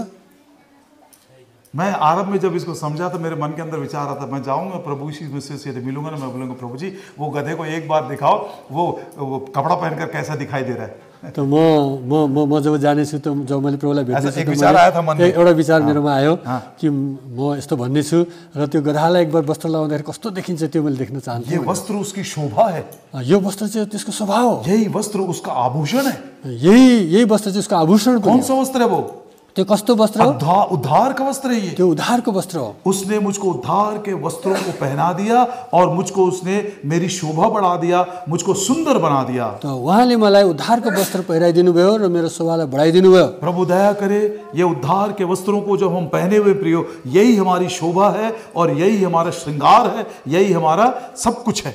प्रभुले दया गर्नुभएका होस्। उद्धारको वस्त्र जसरी उहाँले हामीले पहिराइदिनु भएको छ, यही नै हाम्रो श्रृंगार हो, यही नै हाम्रो आभूषण हो, यही नै हाम्रो महिमा हो। कहानी को छोटा करने का कितना भी प्रयास करे, लेकिन बहुत जी मार कर मैं छोटा कर रहा हूँ। तो एकदम यो कहानीलाई छोटो गर्ने एकदम कोसिस गरिरहेको छु, तर अब के गर्ने, आफूले आफूलाई मार्दै भए त यसलाई छोटो गरिरहेको छु। जवान लड़कियां और लड़के कभी कभी आते मेरे पास। जवान भाइ बहिनीहरू कहिले काहीँ म कहाँ आउनुहुन्छ। अंकल जी लिपस्टिक लगाना बुरा है क्या? लिपस्टिक लगाउनु के गलत हो र? अंकल 10 पॉकेट वाला पैंट पहनना बुरा है क्या? कि 10 पॉकेट लगाएको भएको पैंट लगाउनु के गल्ती हो? और आजकल बड़े बड़े हेयर स्टाइल्स भी आए हैं। तो यो केसको एकदम स्टाइलहरु आएको छ। बच्चे से पूछते, तो बच्चाहरूले पूछ्ने गर्छन्। तो मैं उनको जरूर ये बताता हूँ, तो म यो एकदम बताउने गर्छु। बेटा उद्धार का वस्त्र ही हमारी शोभा है, उसको पहनने से सुंदर हो जाते हैं। तो नानी अब उद्धारको वस्त्र नै सबभन्दा ठुलो कुरा हो, यही नै हाम्रो शोभा, यसले नै हाम्रो शोभा दिन्छ। कम से कम विश्वासी बहनों में तो मैं नहीं देखा, विश्वासी बहिनी दिदी बहिनीहरुमा त मैले कुरा देखेन, लेकिन ये सीखने वाली बात है। तर यो सिक्ने कुरा हो। बहुत सारे नामों में से एक नाम हमको दिया गया, तू एक सींची हुई बारी है, you are a watered garden. धेरै नामहरूमध्ये एउटा नाम चाहिँ यो पनि दिएछ, तिमी चाहिँ एउटा सिँचिएको बारी हो। एक गार्डन का सबसे खूबसूरत बात क्या होता बताइए? यो एउटा बगैँचाको एकदमै सुन्दर कुरा चाहिँ के हुन्छ बताउनुहोस् त? एक बगीचा में सबसे सुंदर क्या दिखता है? एकदम बगैँचामा सबैभन्दा सुन्दर चाहिँ के देखिन्छ? Very good. और वो भी गुलाब का फूल। एकदम गुलाबको फूल गुलाब के फूल सबभन्दा में सुन्दर भी कई देखिन्छ। प्रकार के रंग है। धेरै किसिमका रङहरू हुन्छ। एक पर्टिकुलर गुलाब का रंग ना एकदम लाइट पिंक होता है। त एउटा कुनै गुलाबको फूल चाहिँ एकदम हल्का प्रकारको गुलाब पिंक भन्नाले पिंकलाई के तो भन्छ? एक बार माली ने सोचा, गार्डनर ने सोचा, गार्डनर अथवा मालीले सोच्यो, अरे ये गुलाबी है ना, पिंक कलर का गुलाब है लेकिन बड़ा लाइट दिख रहा है, इसलिए उसने एक बहुत अच्छा पेंट खरीद कर लाया और वो पेंट और ब्रश लेकर गार्डन में गया। त पिंक कलरको जो यो गुलाब छ यो त एकदम सुन्दर देखिन्छ, त्यसले गर्दा उसले त्यस्तै खालको रङ लिएर आएर ब्रस लिएर आएर सुंदर नहीं दिख रहा है, वो लाइट दिख रहा है। एकदम हल्का देखिरहेछ। उसको थोड़ा सा ब्राइट करने के लिए त्यसलाई अझै चङ्को बनाउनको लागि कॉस्टली पिंक कलर का पेंट लाया, एकदमै महँगो खालको त्यो पिंक कलर ब्रश भी लिया अनि ब्रस पनि ल्यायो और वो पेड़ के पास जाकर वो पिंक रोज को वो पेंट कर रहा है ब्राइट करने के लिए। त्यो पिंकको गुलाब जो पिंक छ त्यसलाई चाहिँ अब अझै एकदम चौकिलो बनाउनको लागि त्यसलाई पेन्टिङ गर्दैछ। आप देखोगे तो क्या बोलोगे? त तपाईले देख्नुभयो भने के भन्नुहुन्छ? सच बोलो, साँचो भन्नुहोस् त। तो क्या बोलेंगे वो गार्डनर को देखकर? त्यो मालीलाई देखेर तपाईँ के भन्नुहुन्छ? बिल्कुल वो पागल हो गया। तपाईले पागल भन्नुहुन्न र? आप एक सींची हुई बारी, वो बारी की खूबसूरती रोज है, आप ही वो गुलाब हो, यदि कोई उसको पेंट लगाए तो क्या बोलेंगे? अरे ये पागल हो गया। यदि अब तपाईँ नै त्यो बारीको एउटा रोज हुनुहुन्छ, त्यसमा बाहिरबाट पेन्ट लगाइदियो भने कस्तो भन्नुहुन्छ? अनि अब से पेंट लगाना बंद, अबदेखि पेन्ट लगाउन छोडिदिनुहोस्। सो चौथा चित्र कितना सुंदर है। त चौथो चित्र चाहिँ कति सुन्दर छ। ये गधे को उद्धार के कपड़ों से सुशोभित किया गया, उसको सुंदर बनाया गया, उसको श्रृंगार दिया गया। त चौथो पिक्चर के छ भने यो गधालाई वस्त्र लगाइयो, उधारको वस्त्र ओढाएर यसलाई सुसज्जित पारियो। पांचवा चित्र, पाँचौं चित्र, लेकिन हम सब जानते हैं तर हामी सबैले जान्दछौँ कभी न कभी ये उद्धार के वस्त्र में दाग लगे हैं कहिले न कहिले हाम्रो उधारको वस्त्रहरूमा दाग लागेको छ। और उन दाग को धोने के लिए त्यो दागहरूलाई धुनको निम्ति प्रभु ने कितना सुंदर प्रबंध हमारे लिए किया है। प्रभुले हाम्रो निम्ति कति ठुलो प्रबन्ध गर्नुभएको छ। कति फिफ्थ पिक्चर हम देख सकते हैं, पाँचौं नक्सा चाहिँ हामी हेर्न सक्छौँ। द डोंकी इज सैंक्टिफाइड, गधा पवित्र हो गया। त गधा चाहिँ पवित्र भयो। उसी वचन को पढ़िए, त्यही वचनलाई हामी पढ्छौँ। जेनेसिस 49 उत्पत्ति 49 अध्याय 11 वचन, त्यसको 11 पद, 49 अध्याय 11 पद, उसका दूसरा भाग। 11 पदको दोस्रो भाग। He washed his garments in wine and his clothes in the blood of the grapes. उसले आफ्ना कपडाहरू दाख मदमा र आफ्ना लुगाहरू अंगुरको रगतमा धुनेछ। गधा दाख लता के साथ बंधा हुआ है गधा चाहिँ दागको बोटमा बाँधिएको छ। और जब कभी ये वस्त्र के ऊपर दाग लग जाते हैं, जब यो दाग वस्त्रमा चाहिँ कुनै प्रकारको दाग लागिहाल्छ भने सुलेमान ने कहा, सुलेमानले भन्दछन् दुनिया में एक भी व्यक्ति नहीं है जो पाप नहीं करता। दुनियामा संसारमा कुनै पनि यस्ता व्यक्ति छैन जसले चाहिँ पाप गर्दैन। पौलुस कहता है, पावलले भन्छ, मैं अभी तक परफेक्ट नहीं हुआ हूँ म अझसम्म शुद्ध भएको छैन। जब तक हम लहू और मांस में हैं, जबसम्म हामी रगत र मासुमा छौं, जब तक ये शरीर का परिवर्तन नहीं हो जाता, जबसम्म हामी शरीर रूपान्तर हुँदैन। प्रियो कहीं न कहीं से कभी न कहीं से धूल लगता है। त कहीं न कहीँबाट धुलो लागिहाल्छ। सुबह हमने नहाया, हामीले बिहान नुहायौं, अच्छे कपड़े पहने, राम्रो लुगा लगायौं, टू व्हीलर लेकर हम बाहर निकले अनि बाइक लिएर हामी बाहिर निस्क्यौं, और सामने ट्रक जा रहा है। तो अगाडि चाहिँ ट्रक जाँदैछ। ट्रक क्या करता है? ट्रकले के गर्छ? अंदर पानी से नहाए और रोड के ऊपर धूल से नहाते हैं। त भित्र चाहिँ हमने पानी से नहाया, भित्र चाहिँ पानीले नुहायो, हमने तर सोचा बाहिर कितना चाहिँ साफ है हम, कति साफ भयो भनेको लेकिन त जब बाहिर रास्ते में गए बाटोमा गयौं, ट्रक ने धूल से नहा दिया। ट्रकले चाहिँ पुरा धुलो उडाएर हामीलाई पुरा नुहाइदियो। कितने बार ऐसा होता है? कति चाहिँ त्यस्तो हुन्छ। कभी देखने के द्वारा, कभी हेर्ने, कभी बोलने के द्वारा, कहिले बोल्ने, कभी दोस्तों के द्वारा, कहिले साथीहरू, कुछ न कुछ दाग लगता रहता है। कहीं न कहीँबाट दाग लाग्छ। लेकिन ये गधे ने क्या किया? तर गधाले के गर्यो? उसने दाख के रस में, उसके ग्रेप्स के लहू में अपने वस्त्रों को धोया। फिर से एक बार पढ़िए उस वचन को, 11 वचन पूरा पढ़िए। फेरि पनि हामी पढ्छौं। उसले गाडुको दागको बोटमा र आफ्नो गधैनीको बच्चालाई उत्तम जातको दागको बोटमा बाँध्नेछ।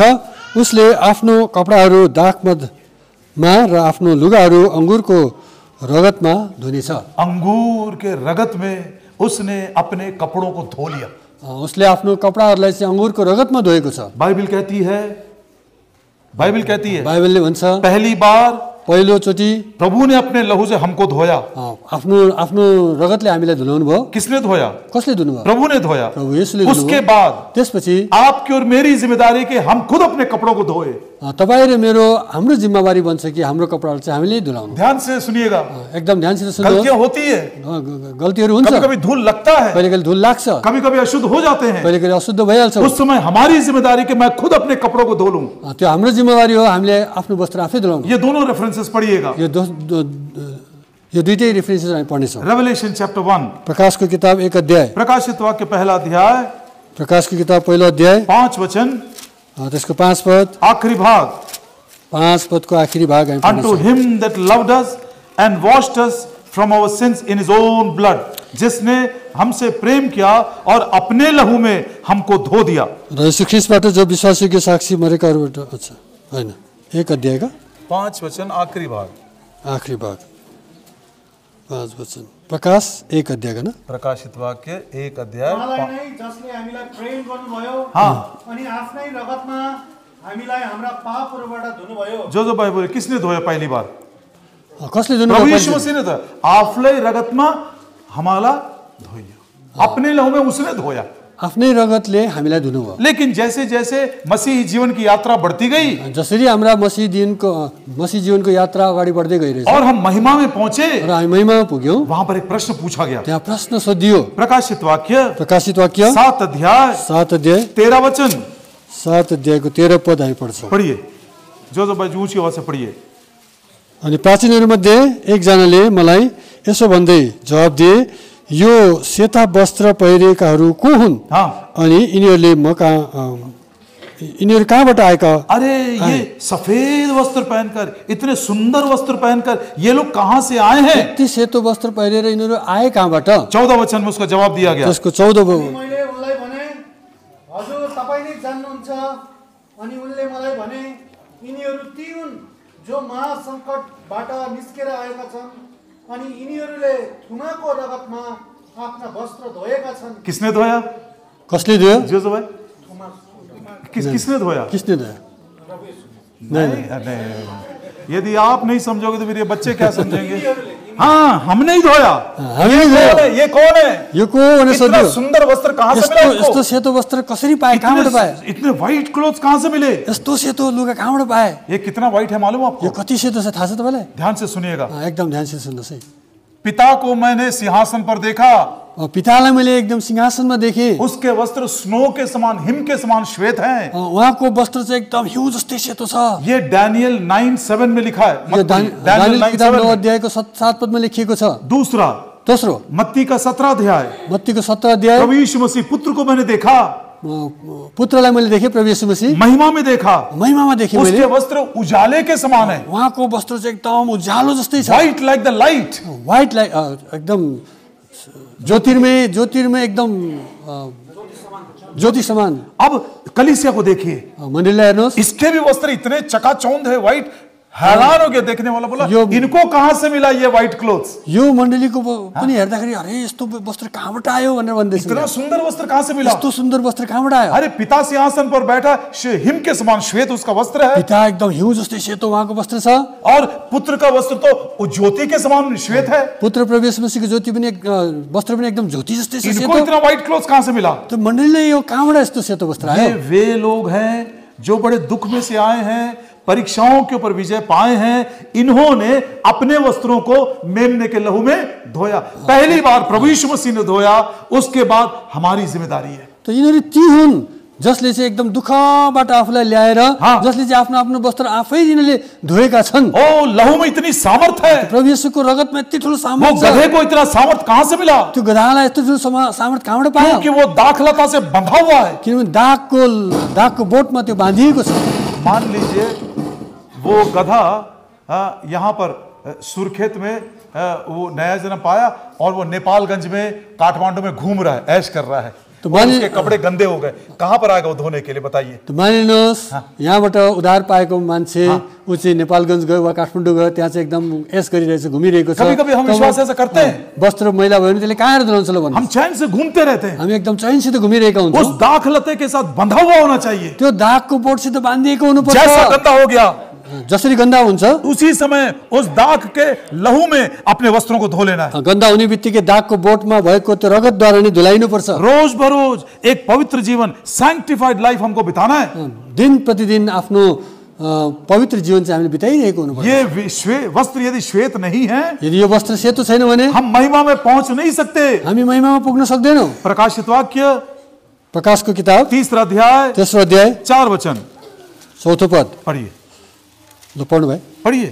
सार्डिसमा पनि तिमीसित केही नामहरू छन् जसले आफ्ना वस्त्रहरू अशुद्ध पारेका छैनन् र उनीहरू मसँग सेता वस्त्र पहिरी हिँड्नेछन् किनकि उनीहरू योग्यका छन्। प्रभु यीशु मसीह के साथ आप बोलिए, जितनों ने सुना है, प्रभु यीशु मसीह के साथ महिमा में कौन चलेगा, बताइए। अब तपाईँ सबले भन्नुहोस् प्रभु यीशु मसीहसित महिमामा को हिँड्नेछ ल भन्नुहोस्। कौन चलेगा? को हिँड्नेछन्? जिसके वस्त्र श्वेत हैं, जसको वस्त्र चाहिँ सेतो छ। इन्होंने अपने वस्त्र को व्हाइट कैसे बनाया?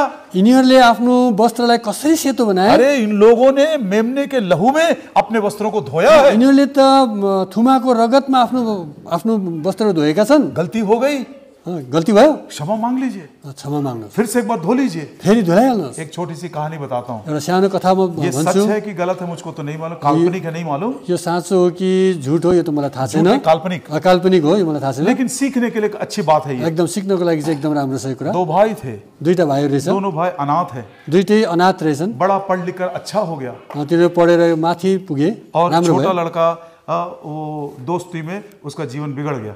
सानो केटा चाहिँ साथीहरूसित उसको जीवन चाहिँ बिग्रियो। एक दिन बड़ा भाई घर में जब प्रार्थना कर रहा था, जब एक दिन चाहिँ ठुलो दाजुले चाहिँ प्रार्थना गरिरहेको थियो घरमा, उसके भाई दौड़ता हुआ घर के अंदर आया, दरवाजा को खोलकर अंदर से बंद कर दिया। उसको भाइ चाहिँ एकदम दौडिँदै दौडिँदै आएर भित्र पसेर ढोकालाई चाहिँ बन्द गरिदियो। उसने देखा छोटे भाई के कपड़े के ऊपर खून के दाग हैं। त सानो भाइको एकदम कपडाहरूमा चाहिँ रगत भएको उसले देखिरहेको थियो। तो बड़े भाई को मालूम पड़ गया कि इसने कुछ गड़बड़ किया है। त ठुलो दाजुलाई यो कुरो थाहा भयो कि यसले केही न केही गडबडी गरेको छ। उसने कहा, भैया तूने क्या किया? तिमीले के गर्यो भनेर उसले बोला, सोध्यो। मैं गुस्से में आकर उसको मार डाला। त म एकदम रिसमा मैले चाहिँ एकजनालाई मारिहालेँ। और उसके खून के दाग उसके कपड़े पर हैं। त उसको रगतको छिटाहरू चाहिँ उसको कपडामा छ। बड़े भाई ने कुछ नहीं बोला। त ठुलो दाजुले केही पनि भनेन। बड़े भाई सोचा, त ठुलो दाजुले सोच्यो यदि मैं मर भी जाऊं, यदि म मरे भने पनि मैं प्रभु के पास चला जाऊंगा, म त प्रभुसित जानेछु। लेकिन इस पाप की हालत में यदि मेरा छोटा भाई मर जाए, पुलिस वाले पकड़ लें, यदि यो पापी अवस्थामा मेरो सानो भाइ मर्यो भने अनि पुलिसले पक्ड्यो भने वो नरक चला जाएगा। त्यो चाहिँ नरकमा जानेछ। उसने कहा, उसले भन्यो भैया तू अपना शर्ट मुझको दे दे। तेरो यो लुगा चाहिँ खोलेर मलाई दियो। तो छोटे भाई ने अपना लहू से रंगा हुआ शर्ट अपने बड़े भाई को दे दिया। बड़े भाई का शर्ट छोटे भाई ने त रगतले पोतिएको त्यो कपडा चाहिँ उसले आफ्नो दाजुलाई दियो, उसले लगायो अनि उसले आफ्नो वस्त्र चाहिँ सानो भाइलाई दियो। पुलिस वाले आए, अनि पुलिसवालाहरू आए, बड़े भाई को पकड़कर लेकर चले गए। ठुलो दाजुलाई पक्रेर लिएर गए। फलाने दिन इसको फांसी दी जाएगी। फलानु दिनमा चाहिँ यसलाई फाँसी दिनुपर्छ। बड़े भाई से उन्होंने पूछा, अन्त ठुलो दाजुले उसले सोध्यो तुम्हारी आखिरी इच्छा क्या है? तिम्रो अन्तिम इच्छा चाहिँ के हो? बड़े भाई ने कहा, त ठुलो दाजुले भन्यो मेरा एक ही छोटा भाई है, मेरो एउटै सानो भाइ छ, मैं उससे मिलना चाहता हूँ। म उनलाई भेट्न चाहन्छु। छोटा भाई उसके पास आया। त सानो दाजु चाहिँ उसित आयो। बड़े भाई ने क्या बोला मालूम? ठुलो दाजुले के भने थाहा छ? भैया दाजु ये श्वेत, ये जो सुंदर कपड़े हैं, ये जो इसको अब कभी भी दाग नहीं लगने देना, नहीं तो इसको बदलने वाला कोई दूसरा नहीं। मैं तो जा रहा हूँ। यो जो वस्त्र यो सेतो छ नि, यसलाई कहिले पनि दाग लाग्न नदिनु, किनभने अब यो अरू कसैले पनि यो तिमीलाई अब सफा गर्न सक्ने छैन। मैं तो जा रहा हूँ। म त जाँदैछु। मेरे जाने के बाद म गइसकेपछि यदि इसमें दाग लगा, यदि यसमा दाग लाग्यो भने तुझको बचाने वाला कोई नहीं होगा। त्यसपछि तँलाई बचाउने वाला कोही पनि हुने छैन। कितनी बड़ी बात है, सीखने कति ठुलो सिक्नको लागि यहाँ कुरा छ। कितनी आसानी के साथ हमारे वस्त्रों को हम गंदा कर देते हैं। कति सजिलै हाम्रा वस्त्रहरूलाई हामीले मैला गरिदिन्छौँ। प्रभु यीशु मसीह कह रहा है, प्रभु यीशु मसीहले भनिरहनु भएको छ, बार बार इस रीति से गंदा मत करना। यस्तो यस्तो बारम्बार तिमीले यसरी मैला यदि नगर्नु। गलती हो गई, यदि गल्ती भइहाल्यो भने सोचने में, सोचाइमा, कुछ बोलने में केही बोलाइमा, या कुछ कामों में, केही कामहरूमा, हे प्रभु यीशु हे प्रभु येशू दया करो। दया गर्नुहोस्। मैं आपसे प्रॉमिस करता हूं मैं ये काम फिर से नहीं करूंगा। म एकदम तपाईसित प्रतिज्ञा गर्दछु म फेरि यस्ता काम गर्नै छैन। पहला चित्र पहिलो चित्र गधा बंधा हुआ है, गधा चाहिँ बाँधिएको छ। दूसरा चित्र दोस्रो चित्र गधा छुटकारा पाया है, गधाले छुटकारा पाएको छ। तीसरा चित्र तेस्रो चित्र गधा प्रभु के साथ संगति में है, गधा चाहिँ प्रभुसितको संगतिमा छ। चौथा गधा वस्त्र पहना हुआ सुंदर दिखाई दे रहा है। एकदम लुगा लगाएर एकदम सुन्दर देखिएको छ। पांचवा चित्र गधा सैंक्टिफाई हो गया, पवित्र हो गया। गधा चाहिँ सैंक्टिफाई भएको छ, पवित्र भएको छ। छठवां चित्र छठो चित्र चाहिँ प्रभु यीशु मसीह गधे के ऊपर सवार हैं। प्रभु येशू मसीह चाहिँ गधामाथि सवार हुनुहुन्छ। मैं जब कभी इस कहानी को याद करता हूँ, जब म यो कथालाई जब सम्झन्छु, मैं कई बार अपने आप को ये छठवें चित्र में देखता हूँ। त म छठो चित्रमा चाहिँ मैले कहिलेचोटि धेरैचोटि देख्छु। क्या है यसको अर्थ चाहिँ के हो? गधा स्वतंत्र हो गया, गधा स्वतन्त्र भएको छ और गधा कपड़ा भी पहना है। कपडा पनि लगाएको छ उसले, गधा और प्रभु के साथ बना भी है, प्रभुसित बाँधिएको पनि छ। लेकिन उसके स्वभाव में, ध्यान से सुनिएगा, उस गधे के स्वभाव में परिवर्तन तब तक नहीं आएगा जब तक कि प्रभु यीशु मसीह उसके ऊपर राजा के समान सवार ना हो। सबै कुरो भएपछि पनि तबसम्म उसको जीवनमा चाहिँ परिवर्तन आउँदैन जबसम्म प्रभु येशू मसीह चाहिँ राजा चाहिँ ऊ माथि चाहिँ सवार हुनुहुन्न। ये मनुष्य का कैरेक्टर, मनुष्य का नेचर बदलना इतना आसान नहीं है। मान्छेको यो स्वभावलाई बदली गर्न यो आसानी कुरा होइन। 4 प्रकार के स्वभाव है दुनिया में। 4 प्रकारको स्वभाव हुन्छ दुनियामा। पहिलो चाहिँ गुड फॉर गुड, असललाई असल, हाँ, अच्छे को अच्छा, राम्रोलाई राम्रो। आपने जय मसीह की बोला, तपाईले जय मसीह भन्नुभयो, मैं भी जय मसीह की बोलूंगा। जय मसीह भन्छु। आपने मुझको खाने पे बुलाया, तपाईले मलाई खानामा बोलाउनु भयो, कम से कम चाय पीने के लिए बुलाऊंगा आपको। कम से कम भए पनि म चिया पिउन बोलाउँछु। इसको हम ह्यूमन नेचर कहते हैं, मानवीय स्वभाव। यो चाहिँ मानवीय स्वभाव भनेर हामीले भन्छौँ। दोस्रो चाहिँ इविल फॉर इविल, खराबको खराबी, बुरे के लिए बुरा, खराबको लागि खराब। एक कुत्ता ने भौंका तो दूसरे ने भी भौंका, एउटा कुकुरले भुक्यो भने अर्कोले पनि भुक्यो। इसको हम इविल ने बीस्टली नेचर कहते हैं, पशु का स्वभाव। यसलाई पशुको स्वभाव भनेर भन्छ। तेस्रो इविल फॉर गुड, भलाई के लिए बुरा, भलाइको लागि चाहिँ इसको शैतान का स्वभाव बोलते हैं। यसलाई शैतानको स्वभाव भन्छ, क्योंकि वो भलाई के लिए हमेशा बुरा ही करता है। भलाइको लागि उसले जहिले पनि बुराई नै गरिरहेको छ। कुछ लोग भी ऐसे ही है, कति मान्छे यस्तै हुन्छ। कितना भी भला करो, तपाईले जति नै राम्रो गर्नु, आपकी वो बुराई करेंगे ही, तपाईको बुराई गर्छ ही। ये शैतान का स्वभाव है, शैतानको स्वभाव। चौथो डिवाइन नेचर, स्वर्गीय ईश्वरीय स्वभाव, स्वर्गीय स्वभाव। भलाई, बुराई के लिए भलाई, बुराई जसले गरिरहेछ त्यसको आप कितना भी बुरा करो, जति पनि खराबी गर्नुहोस्, परमेश्वर भला है, परमेश्वर चाहिँ भला हुनुहुन्छ, भला ही करता है, भलाई नै गर्दैन। अब ये 4 प्रकार के स्वभाव हैं। 4 प्रकारको स्वभाव छ। अब ये सब कुछ भूल जाइए, ये सबै भुल्नुहोस्, भीड़ को भूल जाइए, सबै भीड़लाई भुल्नुहोस्, चेलों को भूल जाइए। चेलाहरूलाई पनि आपके आंख के सामने सिर्फ 2 होना चाहिए, तपाईको आँखाको सामने चाहिँ 2 ही लोग होना चाहिए। दुईटै मानिस हुनुपर्छ। एक प्रभु यीशु मसीह, प्रभु यीशु मसीह, और दूसरा गधा। दोस्रो चाहिँ गधा। गधा के ऊपर प्रभु यीशु मसीह सवार हैं। गधाको माथि चाहिँ प्रभु यीशु मसीह सवार भएको। मैंने आपसे कहा था, मैले तपाईलाई भने थिए, जब तक कि प्रभु यीशु मसीह एक राजा के समान उस गधे पर सवार नहीं होंगे, गधे का स्वभाव नहीं बदलेगा। जबसम्म प्रभु यीशु मसीह राजा जस्तै गधाको माथि सवार हुनुहुन्न, तबसम्म उसको कहिले पनि परिवर्तन हुँदैन। पाप धोने वाला प्रभु यीशु मसीह, पाप धोने वाला प्रभु यीशु हुनुहुन्छ, सबको चाहिए। सबैलाई चाहियो। चंगा करने वाला यीशु मसीह, चंगा गर्ने प्रभु यीशु मसीह पनि सबको चाहिए। सबैलाई चाहियो। आशीष देने वाला प्रभु यीशु मसीह, आशीष देने वाला प्रभु यीशु सबको चाहिए, सबैलाई चाहियो। लेकिन राजा के समान सवार होने वाला प्रभु यीशु मसीह बाद में सोच कर बताएंगे। राजा जस्तै सवारी गराउने यस्ता प्रभु यीशु मसीहलाई चाहिँ अब सोचेर मात्रै बताऊ। एक और छोटा सा क्वेश्चन, एउटा सानो प्रश्न, गधे का असली स्वभाव क्या बोलिए? गधाको असली स्वभाव के हो? हाँ, किसी ने बोझा बोक्ने, भार बोक्ने। सिर्फ गधे को देखकर बताइए, बोझ मत डालिए उसके ऊपर, सिर्फ एकदम वैसा गधे को अकेला देखकर बताइए गधे का स्वभाव क्या है। भार सर केही पनि नहाले गधाको स्वभाव चाहिँ के हो त्यति मात्रै, गधालाई मात्रै हेरेर भन्नुहोस्। हाँ, चिल्लाना बोल रहा है, चिल्लाना, लात नहीं मारता है। गधे का असली स्वभाव क्या मालूम आपको? लात मारता है। एक और कदम आगे जाकर बोलो, बिना कारण के भी लात मारता है। बिना कारण पनि त्यसले लात हान्छ भन्ने कुरो स्वभाव। आपने गधे को घर लेकर आए, गधालाई तपाईँले घर लिएर आउनुभयो, और आपने सोचा कितने दिनों से बेचारा ये खाना नहीं खाया, कति दिनबाट खाना खाएकी छैन भने तपाईँले भन्नुहुन्छ, इसलिए मैं इसके लिए हरी घास लेकर आता हूँ। तो हरियो हरियो घाँस लिएर आउँछु। एक नया टोकरी लिया, नयाँ टोकरी ल्याउनु भयो, और उसमें हरी घास भर दिया, हरियो घाँस भर्नुभयो, और दरवाजा खोलकर उसको घास देने के लिए आया। ढोका खोलेर घाँस दिनु जब आयो, ये गधे ने पहले टोकरी को लात मारा, पहिला चाहिँ टोकरीले लात हान्यो, और उसके बाद आपको लात मारा। त त्यसपछि तपाईँलाई लात हान्यो। आपने पूछा, तपाईँले सोध्नुभयो, अरे गधे तूने ऐसा क्यों किया? तपाईँले यस्तो किन गर्नुभयो? तो बोला तिमीले यस्तो किन ये मेरा गर्यो? स्वभाव है, यो त मेरो स्वभाव हो, मैंने तेरे से इतना प्रेम किया, मैले त तिमीलाई यति प्रेम गरेँ, मेरे एक छोटे से मेमने को मैंने बलिदान किया, मैले आफ्नो थुमालाई बलिदान गरेँ, मैंने चौरास्ते से तुझको लेकर आया तिमीलाई चौबाटोबाट मैले लिएर आएँ, और तेरे लिए घर दिया मैं, तिमीलाई मैले घर दिएँ, मैंने तुझको वस्त्र भी दिया, तिमीलाई मैले लुगा पनि लगाइदिएँ, तूने मुझे ही लात मारा। तिमीले मलाई नै लात हान्यो। ये गधे का स्वभाव है, यो चाहिँ गधाको स्वभाव हो, बिना कारण के वो लात मारता है। बिना कारण उसले लात हान्छ। प्रभु यीशु मसीह के प्रेम को हमने चखा, प्रभु यीशु मसीहको प्रेमलाई हामीले चाख्यौँ, उद्धार पाए, उद्धार पायौँ, अनुग्रह के द्वारा क्षमा पाए, अनुग्रहद्वारा हामीले क्षमा पायौँ। तो भी कई बार हम भी लात मारते हैं। त कयौँचोटि हामीले पनि लात हान्ने गर्छौँ। जशुरन को देखिए, यशुरनलाई हेर्नुहोस् त, खाया पिया मोटा हो गया, खाएर पिएर ऊ मोटो भयो, एकदम चर्बी बढ़ गया, एकदम बोसो लाग्यो, he began to kick। उसले चाहिँ लात हान्न लाग्यो। कई बार हम भी ऐसा करते हैं। कयौँचोटि हामीले पनि यस्तो तो गर्छौँ। गधे के परिवर्तन में, स्वभाव में परिवर्तन आने के लिए चाहिए कि वो उसके ऊपर सवार हो जाए, फिर वो लात मारना बंद कर देगा। गधाको यदि परिवर्तन हुनु हो भने ऊ माथि चाहिँ राजा सवार भएको हुनुपर्छ, तब उसले लात हान्दैन। मैंने कहा आपसे पशु का स्वभाव क्या है? पशुको स्वभाव के छ? क्या बोला मैंने? पशु का कौन सा स्वभाव? बुराई के लिए बुराई। खराबको लागि खराब भन्यो पशुको यदि स्वभाव। उसने मुझको मारा, यदि उसले मलाई हान्यो मैं भने भी मारूंगा। मैले पनि कुत्ता हान्छु। यदि भौंकता है, यदि भुक्छ भने मैं भी भौंकूंगा। म पनि भुक्छु। आप सोचेंगे भैया ऐसा क्यों एग्जाम्पल है ये? यस्तो एक्जाम्पल किन? बाइबल में इसका उदाहरण देखिए। यसको उदाहरण बाइबलमा तपाईँले पाउनुहुन्छ। न्यायियों की किताब, न्यायको किताब, उसका 16 अध्याय न्यायको किताब 15 अध्याय और उसका 11 वचन। जो भाई आप लिखने से पहले पढ़िए इसको, सब लोग ध्यान से सुनेंगे। न्यायियों की किताब 16 अध्याय और उसका 11 वचन। 16 को 9, 16 के 11, नहीं 15 का 11, 15 को 11, 15 का 11 ऊंची आवाज से पढ़िए।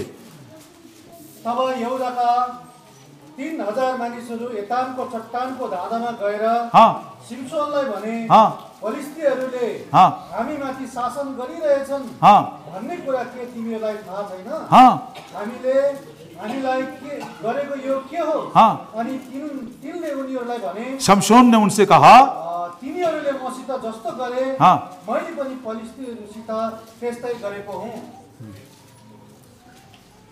सॉरी 10 वचन पढ़ लीजिए पहले।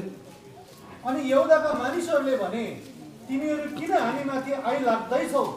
अनि तिनीहरूले जवाफ दिए, सिम्सोनले हामीसित जस्तो गरेको छ त्यससित पनि त्यस्तै गरौँ भनी। अब ध्यान से सुनिए।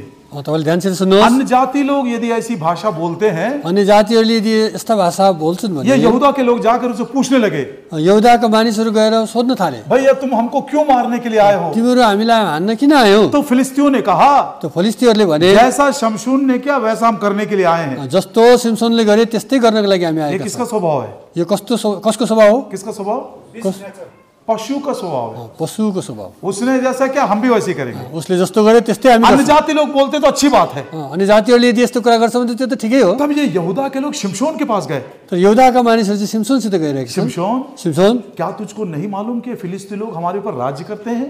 के तिमीलाई थाहा छैन कि फिलिस्तीहरू हामीमाथि राज्य गरिरहेका तूने ऐसा क्यों किया? तिमीले यस्तो किन गर्यौ? शिमशोन बोलता है, सिम्सोनले भन्छ, जैसा उन्होंने किया वैसा मैं भी करूंगा। जस्तो तिनीहरूले गरे त्यस्तै म पनि गर्छु। It is possible that even senior believers, born again believers, may behave like an animal. यो हुन सक्छ, सम्भव है। यो कुरो हुन सक्छ, एउटा नयाँ जन्म पाएको मान्छेले पनि यस्तो कार्य गर्न। मैं तो ये स्वभाव बड़े बड़े लोगों में देखकर मैं हैरान हो जाता हूँ। त म ठुल्ठुला मानिसहरूमा पनि यो स्वभाव देखेर म हैरान हुन्छु। Am I true? जी, बड़े बड़े लीडर्स में भी ठुल्ठुला लिडरहरूमा जैसा पनि यो उसने कुरो किया मैं भी बताऊंगा तुझको, मेरा भी दिन आएगा, माय डे विल कम। जस्तो उसले गरे नि, पशु का स्वभाव है। जस्तो उसले गरे नि, म पनि मेरो पनि दिन आउँछ, म पनि भन्ने छु। ये पशु का स्वभाव यो है। पशुको स्वभाव हो। क्या उसका मतलब है? यसको अर्थ चाहिँ के हो? Jesus may be your saviour, he is not your king. यीशु मसीह शायद आपका उद्धार करता है, कोई डाउट नहीं, लेकिन आपका राजा नहीं है वो। येशू ख्रीष्ट तपाईको सायद उद्धारकर्ता हुनु होला, तर राजा चाहिँ होइन। लेकिन परमेश्वर ने क्या बोला? तर परमेश्वरले के भन्नु? देख तेरा राजा आ रहा है। हेर तिम्रो राजा आउँदै हुनुहुन्छ। अब दूसरी बार जब प्रभु यीशु मसीह आएंगे, जब प्रभु यीशु मसीह दोस्रोचोटि आउनुहुन्छ, और किसके लिए? जिनके ऊपर वो राजा के समान वो बैठा हुआ है। तिनीहरूको लागि उहाँ आउनुहुनेछ जसको माथि चाहिँ उहाँ राजा जस्तै गरेर बस्नुभएको छ। जवान बच्चों, हे जवान भाइ जितना कंसाइजली मैं बता सका मैंने कह दिया आपको सब कुछ। जति भन्न सक्छु मैले त्यो सबै कुरा मैले बताइदिएँ। आप उद्धार पाए हैं, तपाईँले उद्धार पाउनुभएको छ। यीशु मसीह आपका उद्धार करता है। प्रभु यीशु मसीहले प्रभु यीशु मसीह तपाईँको उद्धारकर्ता मेरे हुनुहुन्छ। मन में कोई डाउट नहीं है, मेरो मनमा कुनै शङ्का छैन। बिल्कुल सच बात है। एकदम साँचो कुरा हो। लेकिन प्रश्न ये है, तर प्रश्न यो, क्या प्रभु यीशु मसीह आपके जीवन का राजा है? के प्रभु यीशु मसीह तपाईँको जीवनको राजा हुनुहुन्छ? क्या आपके जीवन पर वो सवार हुआ है? के तपाईँको जीवनमा उहाँ सवार हुनुभएको छ? क्या आपके पशु के स्वभाव को उसने कंट्रोल कर दिया? तपाईँको पशुको जो स्वभावलाई चाहिँ उहाँले नियन्त्रण गर्नुभएको यीशु छ? मसीह कौन है? येशू ख्रीष्ट को हुनुहुन्छ? डिवाइन नेचर, उहाँ स्वर्गीय स्वभावको, ईश्वरीय स्वभाव। ईश्वरीय स्वभावको किसके ऊपर? को माथि? पशु के स्वभाव को कंट्रोल करने के लिए। पशुको स्वभावलाई कन्ट्रोल गर्नको निम्ति। मैं तो बड़े कन्विक्शन के साथ, बड़े कायल होकर इस बात को कहूंगा, यदि कोई व्यक्ति अभी भी पशु के समान व्यवहार कर रहा है तो आपके जीवन में यीशु मसीह राजा नहीं है। म एकदम कायल भएर यो कुरा भन्न चाहन्छु, यदि कसैको पशुको जस्तो स्वभाव छ भने येशू ख्रीष्ट चाहिँ तपाईँको राजा हुनुहुन्न। बिना कारण के आप लात मार रहे हो। बिना कारणको तपाईँले लात हान्दै हुनुहुन्छ। मैंने कोई गलती नहीं की आपके साथ। तपाईँको साथ मैले तपाईँसित कुनै गल्ती मैले गरेको मैंने आपके लिए प्रार्थना किया, तपाईँको लागि मैले प्रार्थना गरेँ, आपके लिए भलाई किया, तपाईँको लागि मैले भलाइ गरेँ, मैंने आपके लिए अपने मेमने का बलिदान किया, तपाईँको लागि मैले आफ्नो थुमालाई बलिदान गरेँ, मैंने नया टोकरी लेकर आया आपके लिए, मैले नयाँ टोकरी लिएर आएँ, मैंने आपको घर में लेकर आया, मैले घरमा लिएर आएँ, मैंने आपको हरी घास दूंगा सोचा, मैले हरियो घास तिमीलाई दिने सोचेँ, मैंने कभी तो आपकी बुराई नहीं किया। तपाईँको बुराई मैले कहिले गरिनँ। बिना कारण के आपने मुझे लात मारा। बिना कारणको तपाईँले मलाई लात हान्नुभयो। इसका मतलब है यीशु मसीह ने आपको छुटकारा तो दिया है लेकिन आपके ऊपर राज नहीं कर रहा है। ही इज नॉट योर किंग। त येशू ख्रीष्टले तपाईँलाई छुटकारा त दिनुभयो, तर तपाईँमाथि राज्य गर्नुभएको छैन, यसले गर्दा तपाईँको राजा उहाँ हुनुहुन्न। कितना सुंदर ये कहानी है, कति सुन्दर यो कथा छ। आज हम भी ऐसा बोल सकते हैं, आज हामी पनि यस्तो भन्न प्रभु सक्छौँ, यीशु प्रभु येशू ये सारे काम उस दिन आपने उस गधे के लिए किए थे। यो सम्पूर्ण काम तपाईँले त्यो दिन त्यो गधाको लागि गर्नुभएको थियो। हाँ कि ना बोले? प्रभु ने ये सारे काम उस गधे के लिए किया। प्रभुले यो सम्पूर्ण काम त्यो गधाको लागि गर्नुभयो, किया कि नहीं किया? गरेन? डाउट है? शङ्का छ कुनै? छुड़ाया? यस और नो? छुडाउनु भएको कुरा साँचो हो कि होइन? छुड़ाया। छुडाउनु अपने पास लेकर आया, आफ्नो नजिक ल्याउनु भएको कुरा सब बोलिए हाँ। उद्धार का वस्त्र दिया, उद्धारको वस्त्र दिनुभयो, अपने लहू के द्वारा जब जब हम क्षमा मांगे क्षमा किया कि नहीं? जब जब हामीले क्षमा माग्यौँ उहाँको रगतद्वारा क्षमा दिनुभयो कि भएन? क्या ये बोल सकते हैं कि आज प्रभु यीशु मसीह ना केवल मेरा मुक्तिदाता, मेरा राजा है, मेरे ऊपर सवार हुआ है, मेरे पशु के समान स्वभाव को उसने कंट्रोल में रखा है। Divine nature controlling our lower nature, beastly nature. के भन्न सक्नुहुन्छ? उहाँले मलाई क्षमा गर्नुभयो, उहाँ म माथि सवार हुनुहुन्छ र स्वर्गीय स्वभाव मलाई दिनुभएको छ र उहाँ मेरा राजा ये प्रभु यीशु मसीह के पास जो राजा है उसके पास कौन सी ऐसी शक्ति है कि वो मुझको कंट्रोल कर सकता है? वो एक बात बताकर बंद कर दूंगा। प्रभु यीशु मसीह जो राजा हुनुहुन्छ उहाँसित कस्तो शक्ति छ जसले चाहिँ उहाँले जसद्वारा चाहिँ उहाँले मलाई रुल गर्नुहुन्छ। राजा बोलते साथ आपके मन में क्या विचार आता है? राजा भन्ने साथसाथ तपाईँको मनमा के विचार आउँछ? अरे बड़ा पावरफुल आदमी है, पावरफुल शक्तिशाली मान्छे हुनुहुन्छ, गलती मिलेगा तो मार पीट के कर देगा, गल्ती पाउने बित्तिकै पिटेर रोटी पानी बंद कर देगा, रोटी पानी पनि बन्द गरिदिनुहुन्छ। राजा बोलते साथ हमको यही याद आता है। राजा भन्ने बित्तिकै यस्तै गर्छ। लेकिन ये तो राजाओं का राजा है। तर उहाँ त राजाओं का राजा, ये तो राजाओं का राजा प्रभु यीशु मसीह, राजाओं का राजा प्रभु येशू, जो मेरे लिए मेमना बनकर आया था, जो मेरो लागि चाहिँ थुमा बनेर आउनुभयो, जिसने मुझसे प्रेम किया, जसले मलाई प्रेम गर्नुभयो, मुझको छुड़ाया, मलाई छुटकारा दिनुभयो, अपनी संगति में लाया, आफ्नो संगतिमा ल्याउनु, उद्धार का वस्त्र दिया, उद्धारको वस्त्र दिनुभयो, मेरे जीवन को सैंक्टिफाई किया, मेरो जीवनलाई उहाँले पवित्र पार्नुभयो। आज वो राजा के समान कौन सा हथियार, कौन सा पावर मेरे जीवन में इस्तेमाल करता है? आज राजा जस्तै उहाँले कुन चाहिँ पावर, कुन चाहिँ शासन चाहिँ ममाथि लगाउनु? सब उपदेशक, उपदेशकको किताब 8 अध्याय 4 वचन। उपदेशक 8 अध्याय 8 को 4। राजाको वचनमा अधिकार हुन्छ। बस राजा के वचन में, राजाको वचनमा अधिकार हुन्छ। वो डंडा नहीं मारेगा, उहाँले डन्डा मार्नुहुन्न, वचन बोलेगा। उहाँले वचन बोल्नुहुन्छ। राजा के वचन में इतनी शक्ति है, उहाँको वचनमा यति ठुलो शक्ति छ। अरे अपने वचन के सामर्थ के द्वारा चंद्रमा तारे सबको कंट्रोल करके रखा है। उहाँको वचनद्वारा नै सबै कुरालाई उहाँले कन्ट्रोल, जुन घाम ताराहरू सबलाई कन्ट्रोल गरेर राख्नु। वो राजा का वचन यदि मेरे हृदय में है, उहाँ राजाको वचन चाहिँ हामी हाम्रो हृदयमा छ भने, वो राजा का वचन यदि सामर्थ से मेरे जीवन में है, राजाको वचन चाहिँ यदि सामर्थ्यको साथमा मेरो जीवनमा छ भने, वो मेरा जीवन कंट्रोल में रहेगा। तब मात्रै मेरो जीवन चाहिँ कन्ट्रोलमा रहन्छ। Where the word of the king is, there is power. जहाँ चाहिँ राजाको वचन छ त्यहाँ चाहिँ शक्ति छ। प्रभु यीशु, प्रभु येशू, तूने मेरा उद्धार किया, तपाईले मेरो उद्धार गर्नुभयो, लेकिन आज मैंने सीखा, तर मैले आज सिकेँ, यदि तू मेरे जीवन का राजा नहीं है, यदि तपाईँ मेरा जीवनका राजा हुनुहुन्न भने, राजा के वचन के सामर्थ के द्वारा यदि मेरे पशु समान स्वभाव को नहीं बदलेगा, यदि राजाको वचनको जो शक्ति छ त्यो अनुसार यदि मेरो पशु स्वभावलाई बदली गरेन भने, प्रभु जी मेरे लिए कोई उपाय नहीं है। मेरो लागि कुनै उपाय छैन। अब सातवां चित्र देखिए। अब सातौं चित्रलाई हेर्नुहोस् त। प्रभु यीशु मसीह प्रभु येशू गधे के ऊपर सवार हैं, गधाको माथि सवार हुनुहुन्छ। कहाँ पर प्रवेश किए? तर कहाँ प्रवेश गर्नुभयो? यरूशलेम में। यरूशलेम। वही विश्वासी, त्यही जिसके विश्वासी ऊपर प्रभु यीशु मसीह राजा के समान सवार है, नया यरूशलेम जब आएगा उसके साथ साथ चला जाएगा। जसमाथि चाहिँ प्रभु येशू मसीह सवारी हुनुभएको छ, जब प्रभु येशू मसीह आउनुहुनेछ नयाँ यरूशलेममा उहाँसित नै उहाँ प्रवेश गर्नुहुनेछ। प्रभु आपको आशीषित करे। प्रभु येशूले तपाईलाई आशीष दिनुभएको हो। बड़ी सुंदर सी कहानी है, एकदमै सुन्दर कथा छ। हमारे जीवन के एक एक पहलू को, एक एक पिक्चर को बताता है। त हाम्रो जीवनको एक एक पललाई चाहिँ बताउनुहुन्छ। आपने उद्धार नहीं पाया, यदि तपाईले उद्धार पाउनुभएको छैन भने, चित्र नंबर 1 है, तपाईँ चित्र नम्बर 1 हुनुहुन्छ। आप उद्धार पाना चाहते हैं, पाउन चाहनुहुन्छ भने, छुटकारा चाहते हैं, छुटकारा चाहनुहुन्छ, स्वतंत्र हो जाना चाहते हैं, स्वतन्त्र हुन चाहनुहुन्छ, 2 नंबर का पिक्चर है। दोस्रो नम्बरको पिक्चर हामी उद्धार पा लिए हैं, यदि मुक्ति पाइसक्नु भएको छ, लेकिन आप इधर उधर भटक रहे तर हैं, यताउता भड्किरहनु भएको छ, नहीं, वापस आइए, वापस आउनुहोस्। अच्छी दाखलता प्रभु के साथ बंधे रहिए। राम्रो दागको बोटमा प्रभु येशूसित बाँधिरहनुहोस्। संसार की महिमा, संसार की सुंदरता हमको नहीं चाहिए, संसारको सुन्दरता र संसारको महिमा चाहिँदैन, क्योंकि उद्धार के वस्त्रों के द्वारा वो मेरी शोभा बढ़ा देगा। उद्धारको वस्त्रद्वारा नै उहाँले मेरो स्वभावलाई चाहिँ बढाउनु हुनेछ। 5वां चित्र, पाँचौं चित्र, क्या कोई गलती हो गई है? यदि कुनै गल्ती भइहालेछ कोई भने बात पनि नहीं है। ठुलो कुरा छैन। आपको मालूम है, फुटबॉल खेलते खेलते यदि कोई नीचे गिर जाता है खिलाड़ी, यदि फुटबल खेल्दा खेल्दा कोही गिरिहाल्छ भन्ने के थाहा छ तपाईँलाई? कितना देर वो गिरा रहता है बताइए? त्यो कति समयसम्म त्यो लडिरहन्छ थाहा छ? आपको मालूम है तपाईँलाई थाहा छ? कितना देर गिर जाएगा वो? कति समयसम्म लडिरहन्छ? 1 मिनट तो बहुत हो गया, 5 सेकंड गिरा के नहीं वो उठता है।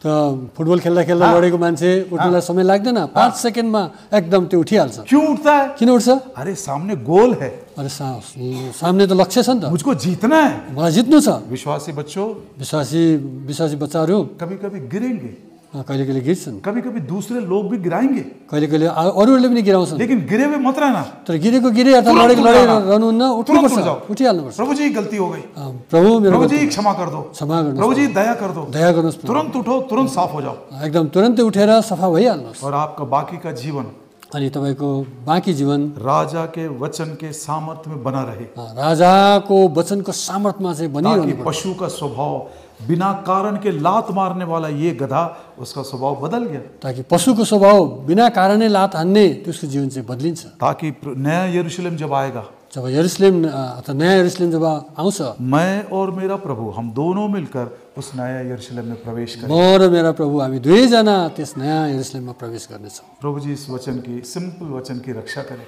त प्रभुले एकदमै साधारण वचनको रक्षा प्रभु जी गर्नुभएको उस दिन उस गधे के लिए आपने ये सब किया, मेरे लिए भी कर दो, नहीं करेगा?